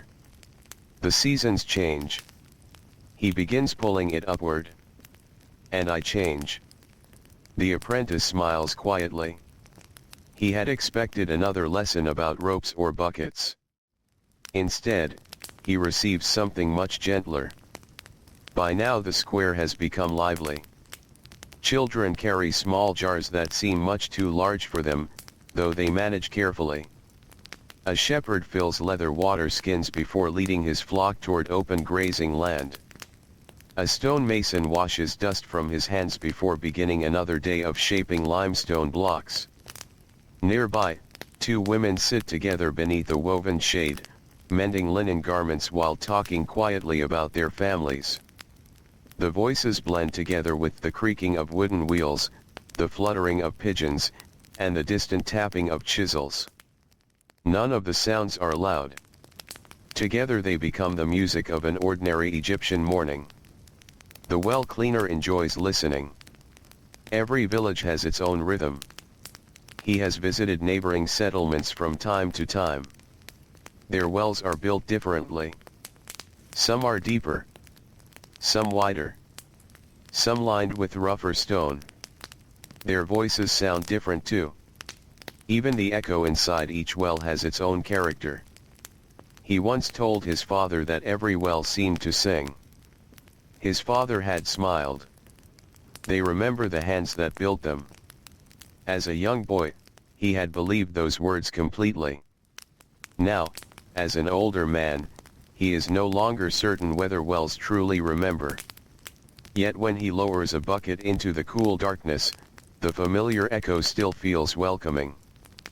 Perhaps memory lives in places as much as in people. The apprentice kneels beside the well and looks down into the shaft. Sunlight reaches only part of the way now. Below that, the stone disappears into shadow. It is darker than I imagined, he whispers. The well cleaner joins him. The water does not mind the darkness. The boy listens. It waits. They remain there together for a few moments without speaking. The quiet below seems almost alive. Not with movement. With stillness. Above them, the village continues its busy morning. Below them, the water rests exactly as it has through the night. Patient. Cool. Silent. A swallow suddenly darts across the open square, chasing insects that dance in the warming air. Its wings flash in the sunlight before it disappears between two houses. The apprentice follows it with his eyes. It flies so fast. The well cleaner smiles. Not everything is slow. The boy laughs gently. No. But everything finds its own pace. The older man nods. That is enough. As the morning continues, more villagers arrive, each carrying the ordinary needs of another day. Some seek water for cooking. Some for washing. Some for mixing clay. Some for thirsty animals. Each bucket lifted from the cool darkness carries not only water, but the quiet promise that the day's work can begin. And beneath the growing warmth of the Egyptian sun, beside a well whose stones have been worn smooth by generations of patient hands, the well cleaner and his young apprentice continue their steady work together, surrounded by the calm rhythm of a village where every ordinary task, no matter how small, quietly helps another peaceful day unfold along the timeless banks of the Nile. The morning continues without haste. The sun climbs a little higher, though it seems almost reluctant to leave the gentle coolness of dawn behind. Its light spreads across the village one rooftop at a time. Palm leaves shine softly where the first golden rays touch them. Clay jars resting outside homes begin to warm. Shadows that stretched long across the paths at sunrise slowly draw closer to the feet of those who walk them. The well cleaner notices these quiet changes as naturally as breathing. He does not count the hours. He counts the small signs of the day. The warmth upon the stone. The smell of fresh bread fading as the last loaves leave the baker's oven. The voices of children growing brighter after breakfast. The slow arrival of farmers before they return to the fields. These things tell him where the morning has gone. The apprentice remains close by. His movements have become calmer since the day began. At first he watched everything with eager eyes, afraid he might miss an important lesson. Now he has begun to understand that much of the learning happens in silence. The well cleaner hands him a folded linen cloth. It is your turn. The boy accepts it carefully. What shall I clean? The older man points toward the wooden beam that stretches above the well. Years of rope sliding across its surface have polished the wood until it shines softly in the sunlight. A fine layer of dust has gathered where hands seldom reach. The apprentice climbs onto a low stone. Slowly, he wipes the beam from one end to the other. The cloth gathers pale brown dust. He works patiently. Not quickly. When he finishes, the beam looks almost the same as before. Only a little cleaner. The apprentice frowns. It does not seem very different. The well cleaner steps beside him. He places one hand upon the smooth wood. It feels different. The boy reaches up. His fingers slide across the polished surface. He smiles. It does.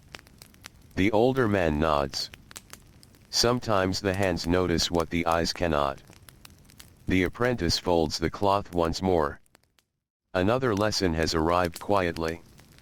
Nearby, a pair of sisters approach the well carrying empty clay jars balanced upon woven rings that rest comfortably on their heads. They move with practiced grace. One walks slightly ahead, the other matching her pace without thinking. When they reach the well, the older sister smiles. The morning has been kind. It has, replies the well cleaner. The breeze has stayed longer than yesterday. The younger sister looks toward the fields. My father says that is good for the barley. It is. The conversation ends there. Simple words. Enough for the morning. The older sister lowers the bucket while the younger steadies the rope. Together they fill their jars. The apprentice watches carefully. The well cleaner notices. See how they work together. The boy nods. They hardly speak. They do not need to. The sisters lift their jars once more. Their footsteps disappear slowly down the dusty lane. The well cleaner remembers when his own children were that age. They too had carried water together. The jars had seemed much too large. The path home had always felt much longer with full containers than with empty ones. Yet day after day they learned. Strong shoulders do not appear in a single season. They grow little by little. Like date palms. Like trust. Like wisdom. The square grows busier again. A carpenter arrives carrying several newly carved wooden handles for farming tools. The scent of fresh acacia wood follows him wherever he walks. He stops beside the well to drink. After washing the sawdust from his hands, he lifts a clay cup filled with cool water. He drinks slowly. His eyes close for just a moment. There is nothing better after shaping wood all morning. The well cleaner smiles. The water is glad to help. The carpenter laughs softly. It always does. He continues on his way, leaving behind the pleasant smell of fresh-cut timber. The apprentice watches him disappear. Does everyone thank the well? Some thank the water. And others. They simply drink. The boy thinks for a while. Is that enough? The older man looks down into the well. I believe the water is content either way. A swallow circles above them before settling beneath the edge of a nearby roof. Its tiny nest is tucked safely into a corner where mud and straw hold together tightly. The mother bird disappears inside. Only her tail feathers remain visible for a moment before she emerges once again. The apprentice smiles. They built that nest very high. They have many seasons of practice. So do you. The well cleaner chuckles quietly. I suppose I do. The morning breeze carries the sound of distant singing. Not loud. Not meant for performance. Women working together in a flax field beyond the village have begun one of the old working songs. The melody rises gently above the fields before drifting across the irrigation canals. The words cannot be understood from this distance. Only the rhythm reaches the village. Steady. Even. Comforting. The well cleaner listens for a while. His mother used to sing while grinding grain upon the heavy stone mill. His wife hums softly while mending baskets. The fishermen sometimes sing while repairing nets. Songs do not always belong to celebration. Often they simply keep company with ordinary work. The apprentice listens too. It sounds peaceful. It is. Do you ever sing? The older man smiles. Only when no one is listening. The boy laughs. I think the well listens. Then it has heard many poor songs. They share a quiet laugh that quickly fades back into the gentle sounds of the morning. A small cloud drifts slowly across the sky. For a few moments its shadow passes over the square. The air becomes pleasantly cooler. The villagers barely notice. The cloud continues on its patient journey, leaving sunlight behind once more. The well cleaner lifts another bucket. His movements remain smooth despite the many years of labor. The apprentice studies every motion. How the older man's feet remain firmly planted. How his back stays straight. How he lets the rope do part of the work instead of pulling against it. May I try? The boy asks. The well cleaner nods. Together they grasp the rope. The bucket is not completely full. Only halfway. Enough to teach. The apprentice pulls too quickly at first. The bucket bumps gently against the stone wall. Water splashes over one side. The older man says nothing. He simply places one hand over the boy's. Feel the weight. The apprentice closes his eyes. For a moment he stops pulling. The rope becomes still. Then, together, they lift once more. Slowly. Evenly. The bucket rises without striking the wall. When it reaches the top, almost every drop remains inside. The apprentice grins. That was easier. The well cleaner smiles. Because you stopped fighting the water. The boy nods thoughtfully. He is beginning to understand that strength is useful. But patience is often even more useful. Around them, the village carries on with another peaceful day. A shepherd whistles gently to his goats. The potter turns fresh clay beneath steady hands. The baker sweeps warm ashes from his oven. Children chase one another across the open square before being called back to their chores. Life moves like the Nile itself. Never hurried. Never truly still.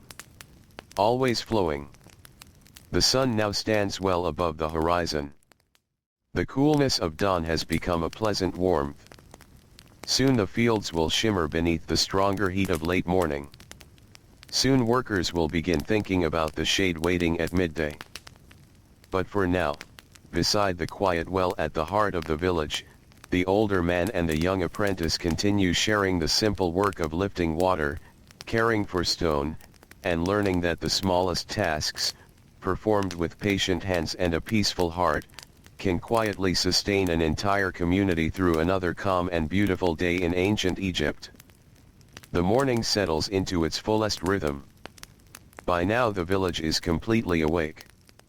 Every doorway stands open. Every workshop has found its quiet pace.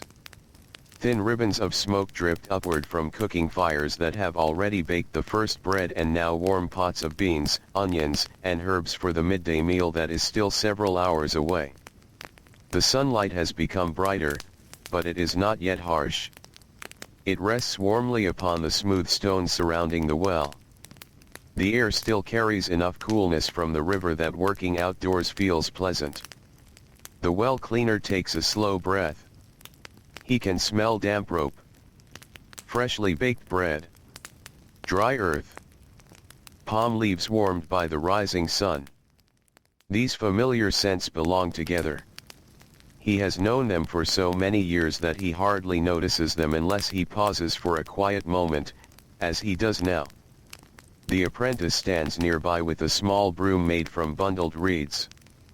Without being asked, the boy begins sweeping away the footprints left in the dust around the well. Not because footprints are unwanted. New ones will appear within moments. He sweeps because the entrance should remain level and safe. A stone hidden beneath loose dust could twist an ankle. A small hole might catch the edge of a sandal. Care is often invisible. The well cleaner watches with quiet satisfaction. The boy is beginning to see work before it is assigned. That is how experience grows. Not all at once. One morning after another. A farmer arrives leading 2 oxen. Their broad shoulders shine softly beneath the morning light. Leather harnesses rest comfortably across their backs, marked by years of honest use. The animals lower their heads toward a wide stone trough beside the well. The well cleaner and the farmer work together without speaking. One lowers the bucket. The other empties it into the trough. Again. And again. The oxen drink slowly. The sound of water filling the trough is gentle. The animals pause now and then, lifting their heavy heads before drinking once more. The apprentice strokes one of their necks. Its hide is warm. The ox closes its eyes for a moment, enjoying both the water and the gentle touch. They work hard, the apprentice says. They do, the well cleaner replies. They pull the plows. They do. They never complain. The older man smiles. Perhaps they speak in ways we do not understand. The apprentice considers this carefully. He scratches the ox gently behind one ear. The animal flicks its tail lazily. Nearby, a flock of pigeons lands upon the roof of the baker's shop. They peck patiently at scattered grains left from the morning's work. Every now and then, one bird flutters upward before settling again only a few steps away. The village has become familiar to them. They know where food is likely to be found, just as people know where water waits. The farmer thanks the well cleaner before leading his oxen toward the fields. The heavy wooden wheels of his small cart creak softly as they roll across the packed earth. Soon the sound fades into the distance. The apprentice returns to sweeping. A few children arrive carrying tiny clay cups. They are too young to carry full jars. Instead, they have been sent to fetch only enough water for washing vegetables or mixing dough. One little boy struggles to hold his cup steady. His hands are small. The well cleaner kneels beside him. Together they fill the cup without spilling. The boy smiles proudly. "I did it." "You did." The child walks away very slowly, watching the water more carefully than the path beneath his feet. His older sister follows close behind, ready to help if needed. The apprentice watches them disappear. "I remember carrying my first cup." "So do I," says the well cleaner. "I spilled half of it." The apprentice laughs. "Did your father become angry?" The older man shakes his head. "No." "What did he say?"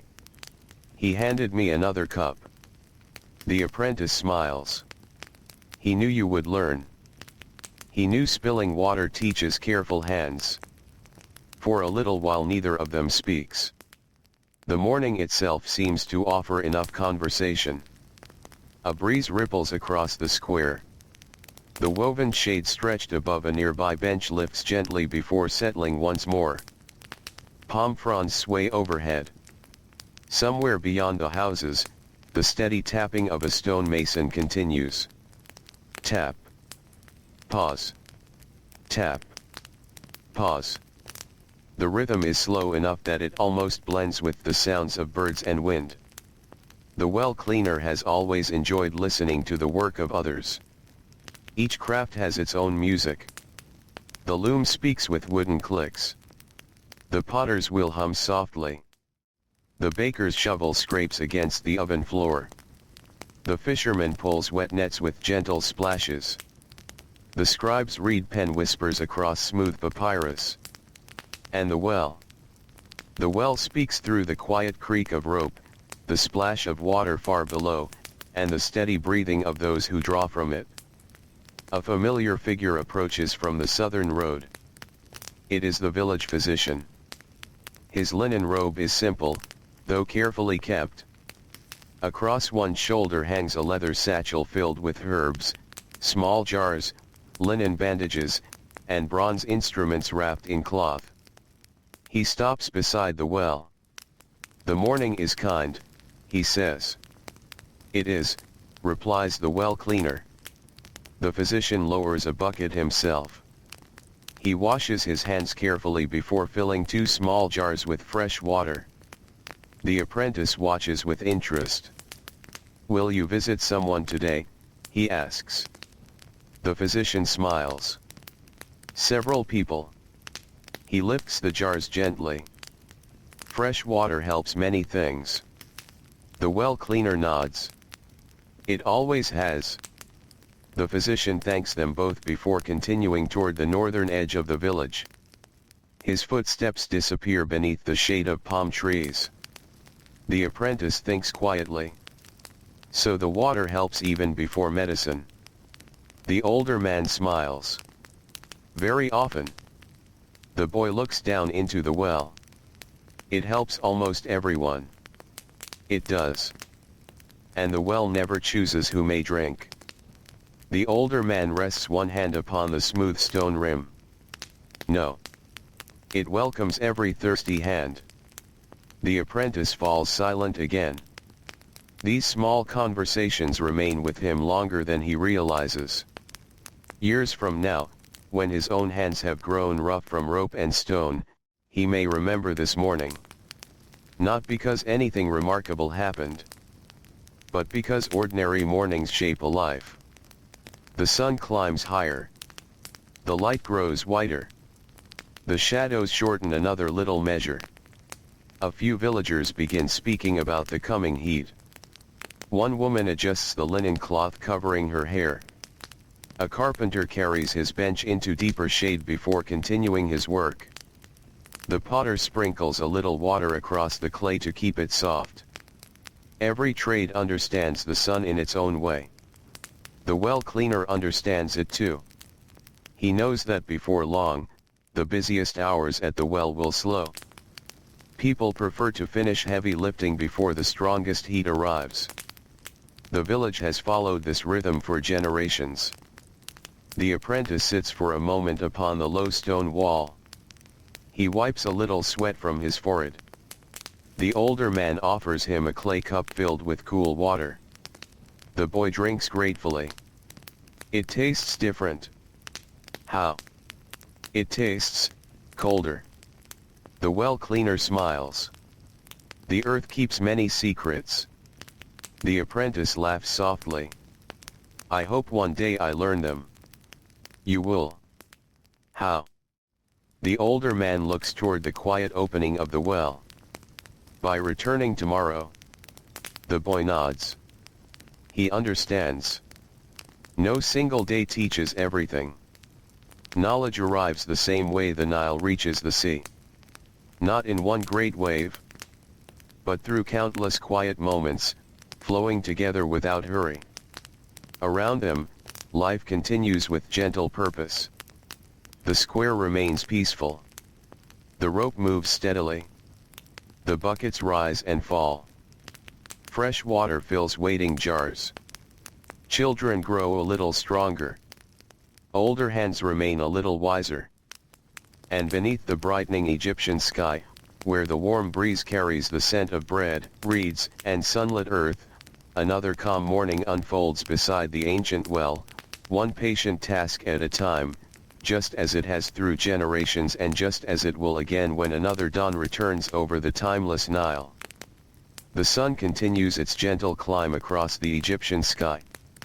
Its light has become bright enough that the pale limestone of distant buildings almost glows.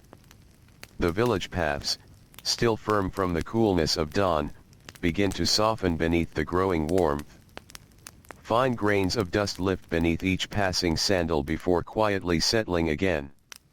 Nothing rushes. Nothing needs to. The day has found its steady rhythm. The well cleaner stands beside the stone rim with one hand resting lightly upon the smooth edge. Years of use have polished the limestone until it feels almost silky beneath his weathered fingers. Thousands upon thousands of hands have touched this same place. Children with tiny palms. Builders with broad hands roughened by stone. Grandmothers whose fingers have grown thin with age. Merchants arriving from distant villages. Travelers whose names no one remembers. Each hand has rested here for only a moment. Together, they have slowly changed the stone. The apprentice runs his fingertips over the same surface. It feels different here than over there, he says, pointing toward the outer edge of the well. The older man nods. Feel both. The boy places one hand where people usually grip the rim.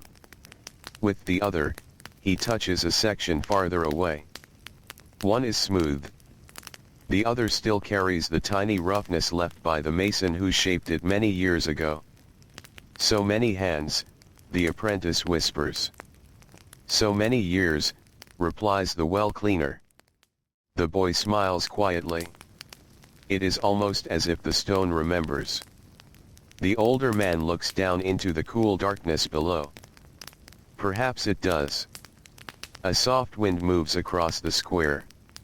It stirs the edge of a linen cloth hanging outside a nearby house. The cloth lifts gently, then falls again. A woman steps outside carrying a basket filled with freshly washed garments. She spreads each one carefully across a rope stretched between two wooden posts. White linen catches the sunlight beautifully. The fabric moves slowly with the breeze.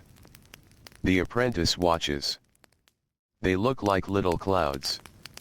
The well cleaner follows his gaze. They will be dry before midday.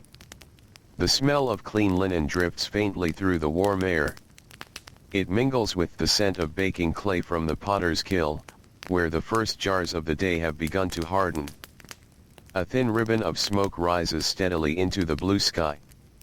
Nearby, a young potter carefully opens the kiln. Warm air escapes in a gentle wave. He uses long wooden tongs to move one newly fired jar onto a bed of sand where it can cool slowly. The well cleaner has always admired potters. They understand patience. Clay cannot be hurried. Fire cannot be rushed. A jar cooled too quickly may crack before it ever holds water. The apprentice notices him watching. Do you like making pots? I have never made one. But you watch. I enjoy watching careful work. The boy nods. So do I. Across the square, a donkey stands beneath a woven shade, flicking its ears at buzzing flies. Two woven baskets hang empty across its back, waiting to carry vegetables from the fields later in the day. Its owner sits nearby repairing a leather strap. He threads a bone needle through thick leather with slow, practiced movements. Pull. Tighten. Pull again. Every stitch is even. No movement is wasted. The well cleaner thinks that nearly every trade in the village shares the same quiet secret. Good work rarely appears hurried. A little girl arrives carrying a bundle of reeds nearly as tall as she is. She struggles only slightly beneath the weight. Seeing her, the apprentice steps forward without waiting to be asked. I can carry one end. The girl smiles gratefully. Together they place the bundle beside the basket maker's workshop. The basket maker, an elderly woman with silver beginning to show in her dark hair, looks up from her work. You have kind hands, she says to the apprentice. The boy blushes slightly. I am learning. She smiles. We all are. The well cleaner hears the exchange. He says nothing. Some lessons are best left to settle quietly inside the heart. The basket maker returns to her work. Fresh reeds lie in neat piles around her. Some are green. Others have already dried to a soft golden color. She selects one carefully. Her fingers bend it without breaking. Another reed crosses beneath it. Then another. Slowly, almost invisibly, the bottom of a new basket begins to appear. The apprentice watches for several moments. It begins so small. The basket maker laughs softly. So does everything. The words linger in the warm morning air. The well cleaner smiles to himself. He remembers the first time he lowered a bucket alone. His hands had trembled. The rope had seemed far heavier than it does now. The first basket he carried had felt enormous. The first climb into a well had seemed endless. Everything begins with small steps. The village understands this. Children learn it naturally. No one expects a boy to lift a full water jar on his first morning. No one asks a young potter to shape the largest storage vessel. No one sends a new fisherman into deep water alone. Skill grows quietly. Like the barley. Like the palm. Like trust between neighbors. The sun has climbed another little distance. The square grows warmer. A few villagers begin tying linen cloths loosely around their heads to keep the sunlight from their faces. The apprentice wipes his forehead again. The older man notices. He points toward the sycamore tree growing near the edge of the square. I think it is time for a short rest. The boy looks surprised. So soon? The well cleaner smiles. If you rest before you become too tired, your hands remain steady. Together they walk beneath the broad branches of the tree. Its shade feels cool compared to the open sunlight. The earth beneath it is smooth from many years of people choosing the same resting place. Someone has placed several flat stones there to serve as simple seats. The well cleaner sits. The apprentice sits beside him. Neither speaks for a while. The breeze moves gently through the leaves overhead. Their soft rustling sounds almost like flowing water. A pair of doves land among the branches. They settle quietly, puffing their feathers before becoming still. Nearby, an elderly shepherd leans against the tree trunk. His flock grazes peacefully beyond the irrigation canal. He closes his eyes. Not sleeping. Simply enjoying the cool shade. After several peaceful moments, the shepherd opens one eye and smiles. I remember when you were smaller than that boy. The well cleaner laughs quietly. So do I. No, the shepherd replies with gentle amusement. You remember being young. I remember watching you chase your father's rope every morning. The apprentice looks toward the older man with curiosity. You chased the rope. The well cleaner chuckles. It always seemed to move faster than I did. The shepherd laughs softly. You tripped over it often enough. The apprentice cannot help smiling. I thought you always knew what you were doing.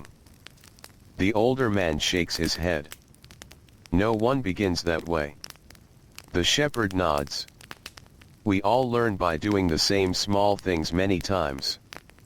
The three of them sit together beneath the sycamore. The conversation fades naturally into comfortable silence. Beyond the shade, the village continues its gentle work. A loom clicks steadily from an open courtyard.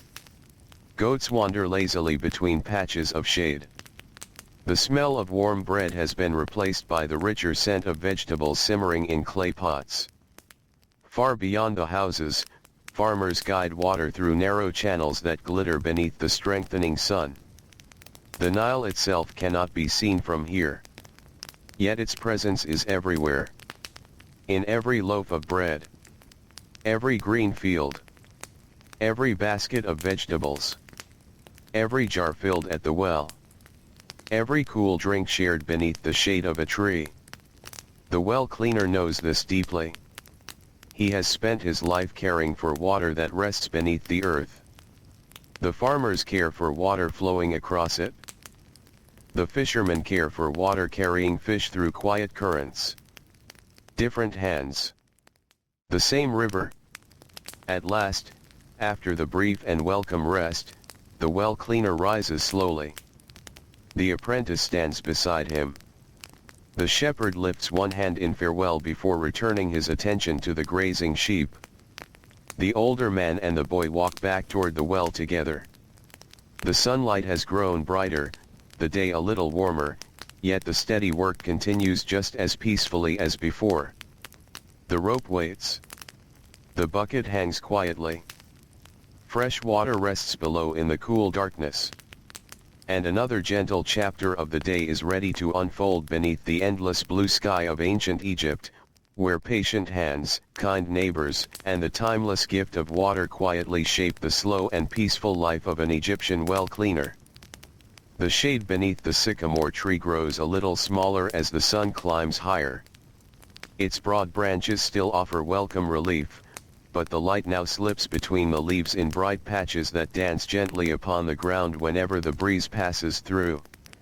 Tiny insects drift lazily through those beams of sunlight, their wings catching the light for only a moment before they disappear again into the warm air.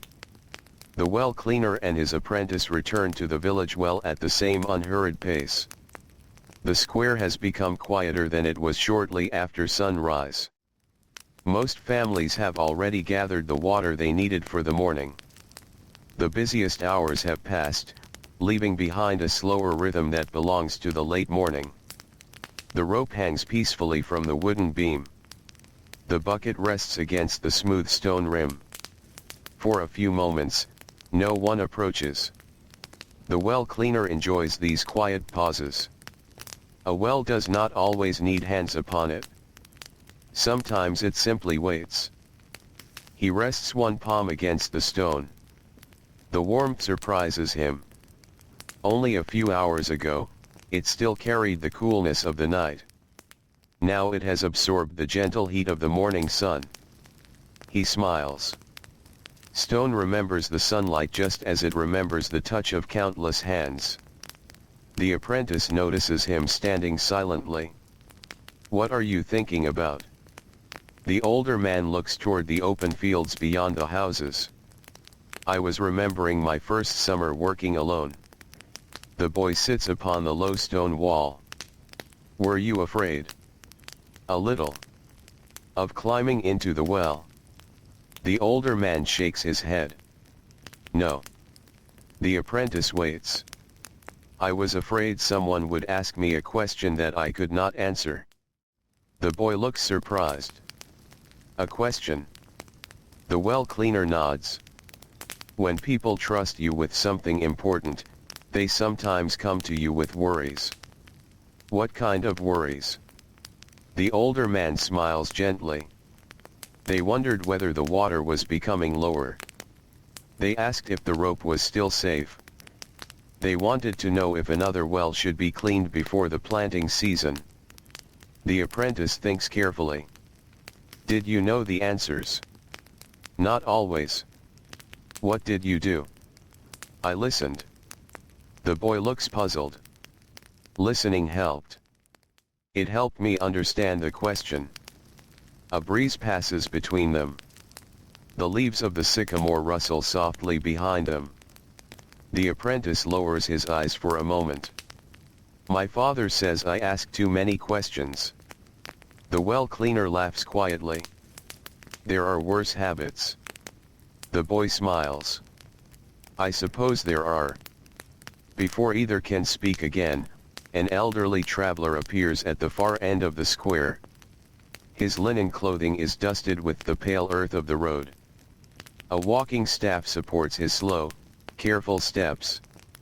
Across his shoulder hangs a small leather bag that has clearly seen many journeys. He pauses beside the well and bows his head politely. "May I trouble you for some water?" "You trouble no one," the well cleaner replies. He lowers the bucket himself. The rope slides down with its familiar whisper. A few moments later, cool water rises once more from the darkness below. He fills a simple clay cup and offers it to the traveler. The old man accepts it with both hands. He drinks slowly. Not because he is weak. Because cool water after a long walk deserves to be enjoyed without haste. When the cup is empty, he closes his eyes for just a moment. "That is good water." The well cleaner nods. "It comes from deep below. So I can taste." The traveler smiles. In every village, the water has its own character. The apprentice listens with interest. "Can water be different?" The traveler chuckles softly. "Every spring carries a different memory of the earth." The older man smiles. "I have heard that said before." The traveler hands back the cup. "I have walked many roads." He looks toward the well. "But the best wells are cared for by patient people." The compliment is offered simply. The well cleaner accepts it with equal simplicity. "I only do what was taught to me." The traveler adjusts his shoulder bag. "And one day another will say the same." With that, he continues down the road, disappearing slowly into the bright morning beyond the village. The apprentice watches until the old man is no more than a small figure between the fields. "I wonder where he is going." The well cleaner follows the distant road with his eyes. "Perhaps to another village. Or another river. Or another family waiting for him." The apprentice nods. "The roads never end." "No. They simply become someone else's path. For a while, they stand quietly beside the well. The village breathes around them. A weaver stretches fresh threads across a loom. The gentle clack of wood echoes from an open courtyard. Nearby, a woman grinds coriander seeds with a smooth stone. The fragrant smell drifts through the warm air. Somewhere beyond the houses, a goat calls once before returning to its grazing. The sounds are small. Together they fill the morning. The apprentice notices a swallow drinking from a shallow puddle beside the well. It lands lightly. Takes 3 quick sips. Then lifts into the air again with astonishing speed. So fast. The older man watches it disappear. Even the fastest bird must stop for water. The apprentice smiles. I had not thought of that. The well cleaner kneels beside the stone rim. From a small leather pouch tied to his belt, he removes a smooth pebble. The apprentice watches curiously. What is that for? The older man rubs the pebble gently against one tiny rough edge where the rope often rests. Not enough to change the shape. Only enough to smooth a place where the stone has become sharp. Tiny grains fall away. Almost too small to notice. There. The apprentice bends closer. It hardly changed. The older man nods. It only needed a little. He places the pebble back into the pouch. My father carried this. The boy's eyes widen. The same stone. The same one. For many years. The well cleaner smiles. For longer than I have. The apprentice imagines the little stone passing from one careful hand to another through the years. It seems ordinary. Yet somehow important. The older man notices his thoughtful expression. Not everything valuable shines. The apprentice looks at the pebble again. No. It simply lasts. The sun climbs a little higher still. The breeze begins to lose some of its coolness. The village knows what comes next. Soon the stronger heat of midday will encourage everyone toward shaded courtyards, thick mud brick walls, and quiet meals shared with family. Already, some workers begin to gather their tools. A stonemason brushes pale dust from his tunic before carrying his hammer into the shade. A basket maker covers damp reeds with a linen cloth so they will not dry too quickly. The potter places unfinished bowls beneath an awning where the sunlight is softer. Every craft follows the same gentle conversation with the sun. The well cleaner follows it too. He looks toward the apprentice. I think we should inspect the storage jars. The boy rises immediately. The ones beside the workshop. Yes. They have rested through the night.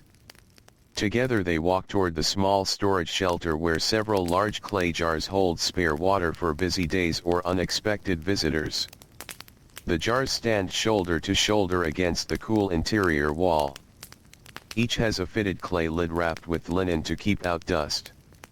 The well cleaner removes the first lid carefully. Cool air rises from inside. He leans forward and looks into the clear water. Still fresh. Still clean. He replaces the lid gently. The apprentice checks another jar. This one is full. As it should be. The older man smiles. Preparedness is quiet work.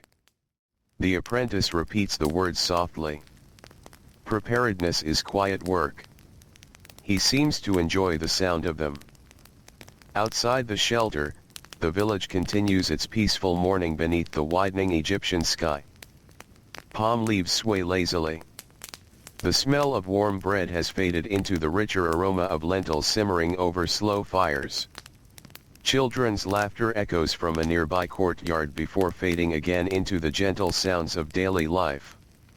The well cleaner rests one hand upon the cool clay jar beside him. Water waits patiently inside. The village waits patiently for the hours ahead. And with the sun slowly approaching its highest place above the Nile, another calm chapter of the day begins, carried forward by careful hands, quiet habits, and the timeless rhythm of ordinary life in ancient Egypt. The village moves gently toward midday. The sun has climbed high enough that its warmth now settles across every rooftop and every open path. The cool freshness of early morning has become a pleasant heat, though it is not yet the heavy warmth that will arrive later. The breeze still wanders in from the Nile from time to time, carrying with it the scent of reeds, damp earth, and slow-moving water. Inside the small storage shelter, the well cleaner replaces the lid upon the final clay jar. He presses it down gently. Not too firmly. Just enough to keep dust away while allowing the clay to breathe. The apprentice watches every movement. "You always touch the lid twice," he says. The older man smiles. "I do." "Why?" "The first touch closes it." He rests his hand upon the lid once more. "The second reminds me that I have finished." The apprentice thinks quietly. "So you never wonder later if you forgot?" The well cleaner nods. "Our minds become tired. Our hands can help them remember." The boy looks down at his own hands. They are still smooth, though faint lines of dust have gathered around his fingernails after the morning's work. He rubs his thumb across his palm. "Do your hands remember many things?" The older man laughs softly. "More than I do." They step outside together. The sunlight feels brighter after the cool shade of the shelter. For a moment, both men blink against the light. Beyond the shelter, the village continues its quiet work. A pair of women carry baskets filled with onions toward a shaded courtyard where the vegetables will be sorted and stored. An elderly man sits upon a low stool repairing the handle of a wooden rake. Each stroke of his small knife removes only the thinnest shaving of wood. The curls fall one by one onto the ground. He is in no hurry. The handle has served him for many years. It deserves careful hands. The well cleaner pauses. He has always enjoyed watching older craftsmen work. Their movements have become so gentle that almost nothing is wasted. No extra effort. No unnecessary motion. Only exactly what the task requires. The apprentice notices him watching again. "You always stop." The older man smiles. "I learn. Even now. Especially now."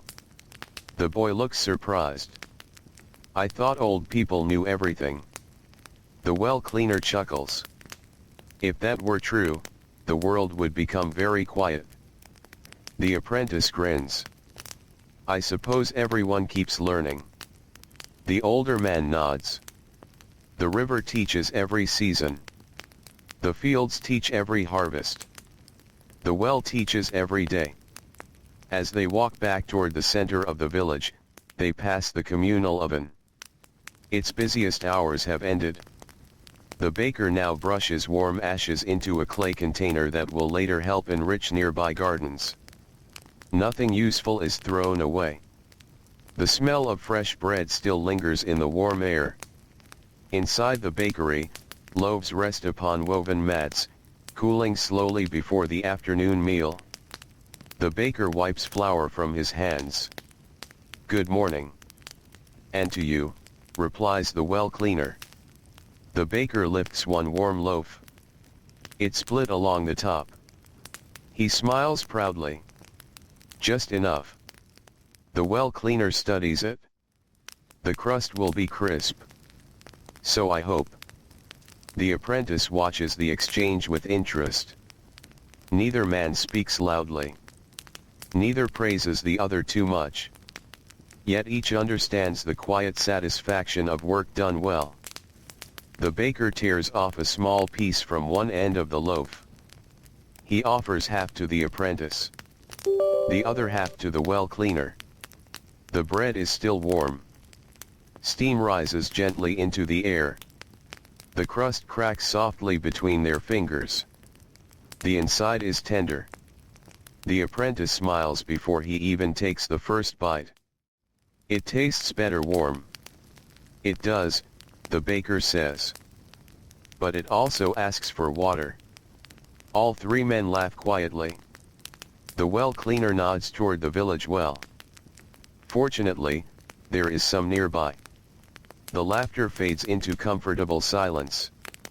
The baker returns to arranging his shelves. The well cleaner and his apprentice continue on. The square has become calmer now. Only a few people remain near the well. Most have already finished the morning's tasks. A mother washes leafy herbs in a shallow bowl. An elderly potter fills one final jar before returning to his workshop. Two young boys carry water to a nearby fig tree that has been newly planted. The apprentice watches them carefully pour only a little at a time around the roots. They are careful. The tree is young, says the well cleaner. Too much water would wash away the soil. The boys finish and gently pat the earth back into place with their small hands. Then they run off laughing together. The fig tree stands quietly behind them. Its leaves tremble in the breeze. The older man watches for a long moment. When I was a child, that sycamore near the square was no taller than I was. The apprentice turns toward the great tree whose branches now stretch proudly over half the open space. It was. Who planted it? The well cleaner smiles. I do not know. The apprentice seems surprised. You never asked. When I was young, I simply enjoyed its shade. He looks toward the broad canopy. Now I wonder who first carried water to it. The apprentice follows his gaze. Perhaps someone whose name no one remembers. Perhaps someone who never imagined the tree would one day shelter an entire generation. The thought fills him with quiet wonder. A gust of wind moves through the square. Dust rises gently before settling again. Palm leaves sway. The linen hanging outside nearby homes billows softly. A flock of small birds lifts from the rooftops all at once, circles above the village, and then settles once more. The sunlight flashes briefly across their wings. The moment passes almost as quickly as it came. The well cleaner smiles. There is always something to notice. The apprentice nods. I never saw so many things before.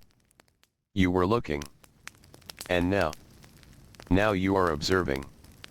The boy repeats the unfamiliar word softly. Observing. It means giving time to what you see. The apprentice looks around the square again. This time more slowly. He notices the basket maker dipping reeds into water before weaving them. The physician speaking gently with an elderly woman beneath a shaded doorway. The blacksmith cooling a small bronze tool in a basin with a quiet hiss of steam. The donkey standing perfectly still while a child strokes its nose. The swallow returning once again to its nest beneath the roof. So many things, he whispers. The older man nods. They were here this morning too. I know. I simply did not notice. The well cleaner rests his hand upon the stone rim of the well. Most days are like that. The sun has now climbed close to its highest place. The light is almost directly overhead. The shadows beneath the well, the tree, and the houses grow shorter with each passing moment. The village begins preparing for the quiet hours of midday. Wooden shutters are adjusted to keep homes cool. Animals are led toward shade. Clay water jars are covered with damp cloths. The smell of lentils, onions, and fresh herbs grows stronger as meals continue to simmer gently over low fires. The well cleaner knows the rhythm well. Soon fewer people will come. The village will grow quieter for a little while. Not because work has ended, because every worker understands the wisdom of resting before the afternoon begins. He looks toward the apprentice. "We have time for one more task." The boy smiles eagerly. "What shall we do?" The older man points toward the stone steps leading down to the small drainage channel beside the well. "A little sand has gathered there." The apprentice nods. "I see it now." Together they pick up simple wooden scoops. Side by side, they begin clearing the fine sand one careful handful at a time, while above them the bright Egyptian sun shines peacefully over the village, and below them the cool waters of the well continue waiting patiently in the quiet darkness, ready to serve every thirsty hand through another calm and ordinary day beside the timeless Nile.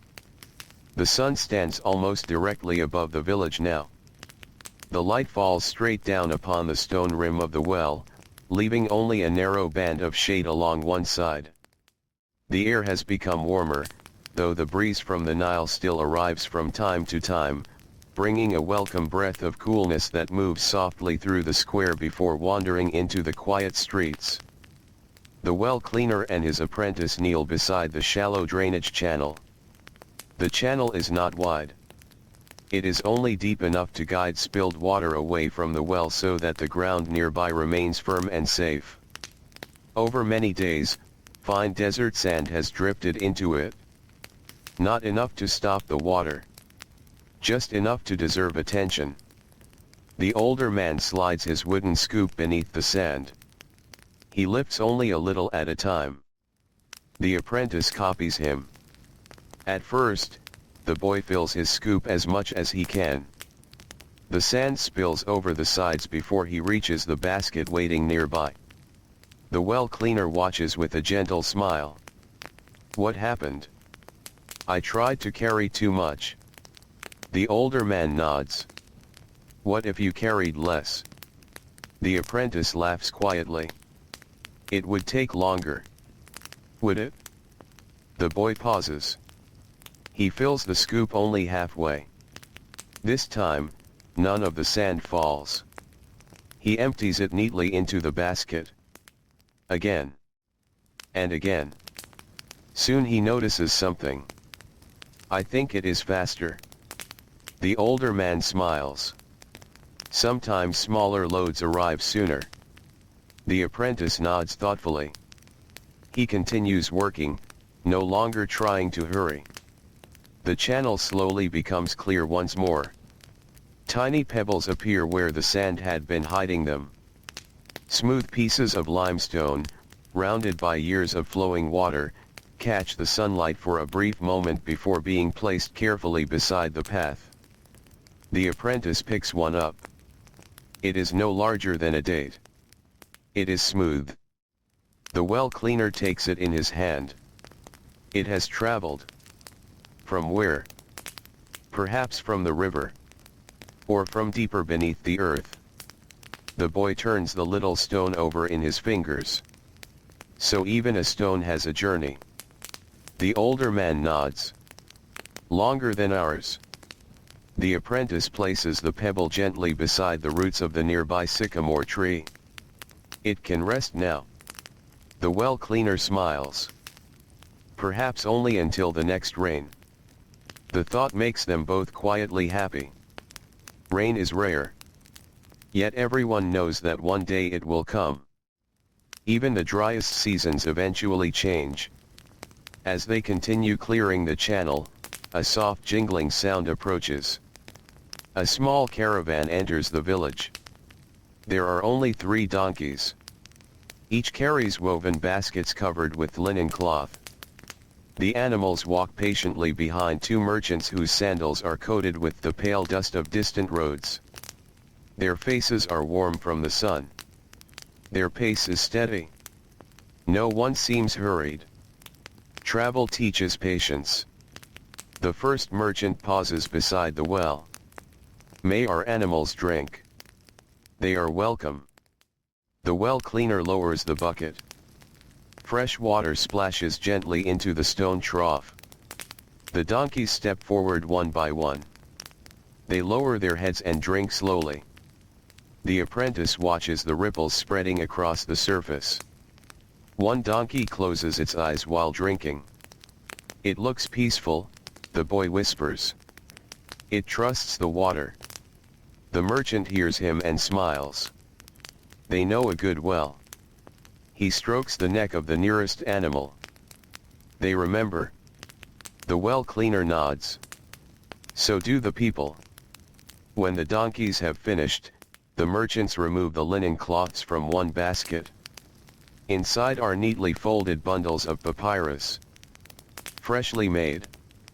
Their pale surfaces are smooth and clean. The apprentice leans closer. I have never seen so many. They will travel farther than we will, says one merchant kindly. To temples. To workshops. To scribes. Perhaps even to cities beyond the horizon. The boy imagines sheets of papyrus covered with careful writing, carried by boats along the Nile. Messages traveling from village to village. Records of harvests. Letters between families. Stories. Prayers. Lists of grain. Names of children. Simple lives preserved by careful hands. The merchants continue on their way after thanking the well cleaner. The bells hanging from the donkeys' harnesses grow quieter until they disappear into the warm afternoon air. For a few moments, only birds can be heard. The square becomes still again. The drainage channel is almost completely clean. The apprentice brushes away the last handful of loose sand. There. The older man pours a small bucket of water into the channel. Together they watch. The water flows gently along its path. No pools. No blockages. Only a quiet stream making its careful way toward the garden beyond. The apprentice smiles proudly. It works. It always wished to. The older man points toward the clear channel. We simply removed what was in its way. The apprentice looks thoughtfully at the flowing water. Sometimes work is helping something do what it already knows. The well cleaner's smile grows a little wider. You are learning to observe. The boy blushes slightly. I think the well teaches too. It does. They sit upon the low stone wall for a short while. Neither feels the need to speak immediately. The silence between them is comfortable. Across the square, the basket maker has nearly finished another large storage basket. Its sides rise evenly. Each reed fits snugly beside the next. She pauses only long enough to wet another bundle before continuing. Nearby, the blacksmith has closed the doors of his small workshop for the hottest part of the day. The forge has been allowed to cool. The rhythmic sound of hammers striking bronze has faded. Only the gentle chirping of sparrows remains. The apprentice notices how much quieter the village has become. Where did everyone go? The older man looks around. Home. To eat. To rest. He nods toward the nearest house. The fields will still be there after the meal. The pottery will wait. The baskets will wait. The well will wait. The boy smiles. The well is patient. It has always been patient. The older man removes a small linen bundle from his shoulder bag. Inside are 2 pieces of barley bread, a handful of dried dates, and a small wedge of white cheese wrapped carefully in fresh leaves. He breaks one piece of bread in half and offers it to the apprentice. The boy accepts it with both hands. Thank you. They eat slowly beneath the shade of the sycamore. The bread is no longer warm from the oven, but it is soft. The dates are sweet. The cheese is cool from the storage jar where it rested through the morning. Nearby, a clay jug covered with a damp cloth keeps drinking water pleasantly cool. The well cleaner pours 2 small cups. The apprentice drinks. The water carries the faint taste of the earth below. Clean. fresh, quiet. For a little while, they simply eat without speaking. Above them, leaves whisper gently in the breeze. A dove coos from a nearby branch. Somewhere beyond the houses, a baby begins to cry before being comforted by its mother. The sound fades almost as quickly as it came. The village has entered its midday calm. Workers rest in shaded courtyards. Children grow sleepy after their meal. Cats stretch lazily along warm walls. Even the dogs have found cool places beneath carts and trees. The well cleaner leans back against the trunk of the sycamore. He closes his eyes for a moment. Not to sleep. Only to listen. The breeze. The birds. The distant murmur of the Nile beyond the fields. The quiet breathing of a village that knows how to work, and just as importantly, knows how to pause. Beside him, the apprentice does the same. Neither of them notices how slowly the shadows begin to lengthen once again. The sun, having reached the highest point of its long journey across the sky, has already begun its gentle descent toward the western horizon. Another peaceful afternoon is waiting to unfold, one calm moment after another, beside the ancient well whose cool waters continue to rest patiently beneath the warm earth of Egypt, unchanged by the passing hours above. The afternoon slowly gives way to evening. The bright light that filled the village all day begins to soften. Long shadows stretch gently across the dusty paths. The heat that rested upon the stone slowly rises into the air and drifts away with the evening breeze. One by one, the sounds of labor become quieter. The basket maker lays aside her reeds. The potter covers his clay with damp linen for another day. The carpenter gathers his tools. The blacksmith brushes the last ashes from his forge. Farmers return from the green fields beside the Nile, their sandals carrying the rich scent of damp earth. Fishermen guide their small boats toward the shore, where gentle ripples greet the reeds with quiet whispers. Children walk beside their parents, their voices growing softer as the long day settles into peaceful calm. The well cleaner remains beside the old stone well for just a little while longer. The village no longer needs many buckets of water. Most homes have already filled their jars. The rope hangs quietly from the wooden beam. The bucket rests against the smooth limestone rim. The well itself seems content to rest. He places one weathered hand upon the stone. It is still warm from the sun, though little by little it begins to cool beneath the evening air. He smiles. Another ordinary day has passed. No great celebration. No famous visitor. No story that scribes would carefully record upon papyrus. Only countless small acts of care. A rope inspected before it could fray. A stone smoothed before it could scrape a hand. Fresh water lifted for strangers and neighbors alike. A child encouraged instead of hurried. A traveler welcomed without question. A tree quietly watered. A path gently swept. Tiny moments that would soon be forgotten by nearly everyone who had lived them. And yet, perhaps, these were the moments that truly held the village together. He gathers his tools one final time. The bronze scraper. The wooden scoop. The smooth pebble that had belonged to his father. The coiled rope, resting neatly inside the woven basket.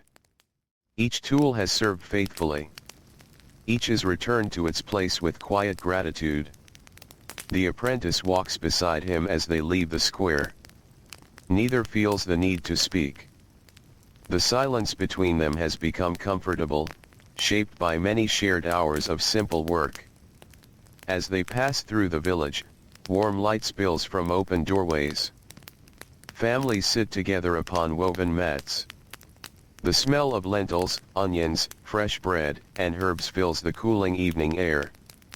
Soft laughter rises from shaded courtyards. An elderly grandfather tells a quiet story while children lean against his knees, their eyelids already growing heavy. A mother folds freshly dried linen beneath the fading light. A father carefully repairs a fishing net that will greet tomorrow's sunrise. Oil lamps begin to appear. One by one. Small circles of warm golden light bloom against the gathering darkness. The sky above ancient Egypt changes almost without notice. The brilliant blue slowly fades into soft amber. Amber becomes rose. Rose becomes violet. Then, as if the heavens themselves have grown sleepy, deep blue settles gently across the world. The first evening star appears. Soon another. Then another. The Nile reflects each one upon its slow-moving surface. The river has watched this same sunset for countless generations. It watched before the well cleaner was born. It will continue long after his footprints have disappeared from the dusty paths.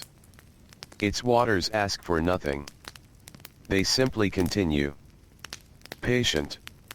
Steady. Endless. The well cleaner reaches his small mud-brick home.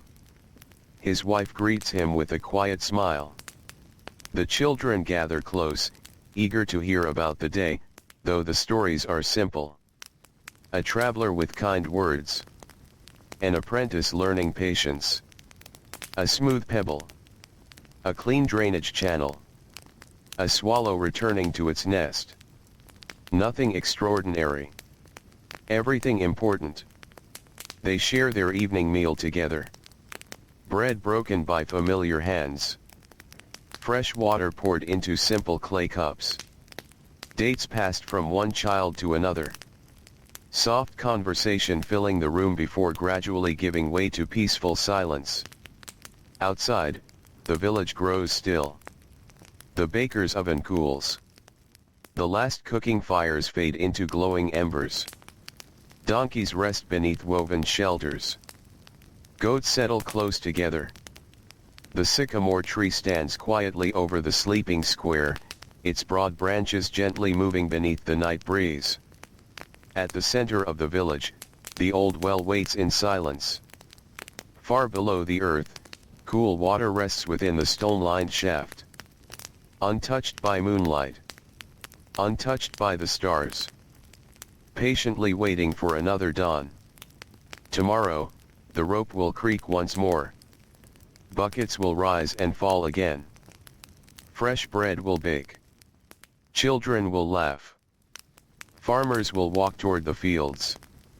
Merchants will arrive from distant roads. The apprentice will learn another quiet lesson. The village will breathe through another peaceful day beside the Nile. And the well cleaner, as he has done for so many years, will greet the morning with steady hands and a grateful heart. But tonight, there is nothing left to do. The lamps burn low. The breeze grows cooler. The stars become brighter with every passing moment. The moon rises slowly above the palm trees, bathing the mud-brick homes, the quiet streets, and the ancient well in soft silver light. The sounds of the village fade one by one until only the gentle murmur of the Nile remains, flowing through the darkness with the same calm rhythm it has carried for thousands of years. If you could stand there for just a little while, you would hear almost nothing at all. Only water. Only wind. Only the quiet breathing of a sleeping village. And somewhere beneath the earth, hidden within cool stone, the ancient well keeps its timeless watch, holding fresh water for another sunrise that will arrive gently, just as every sunrise has before it. May the warm desert breeze grow softer. May the river carry away every restless thought. May the stars watch peacefully overhead. And may the quiet heart of ancient Egypt, with its patient people, simple routines, and endless flow of the Nile, carry you gently into the deepest, calmest sleep, where the night is long, the world is still, and every breath is as peaceful as the slow waters beneath the old village well.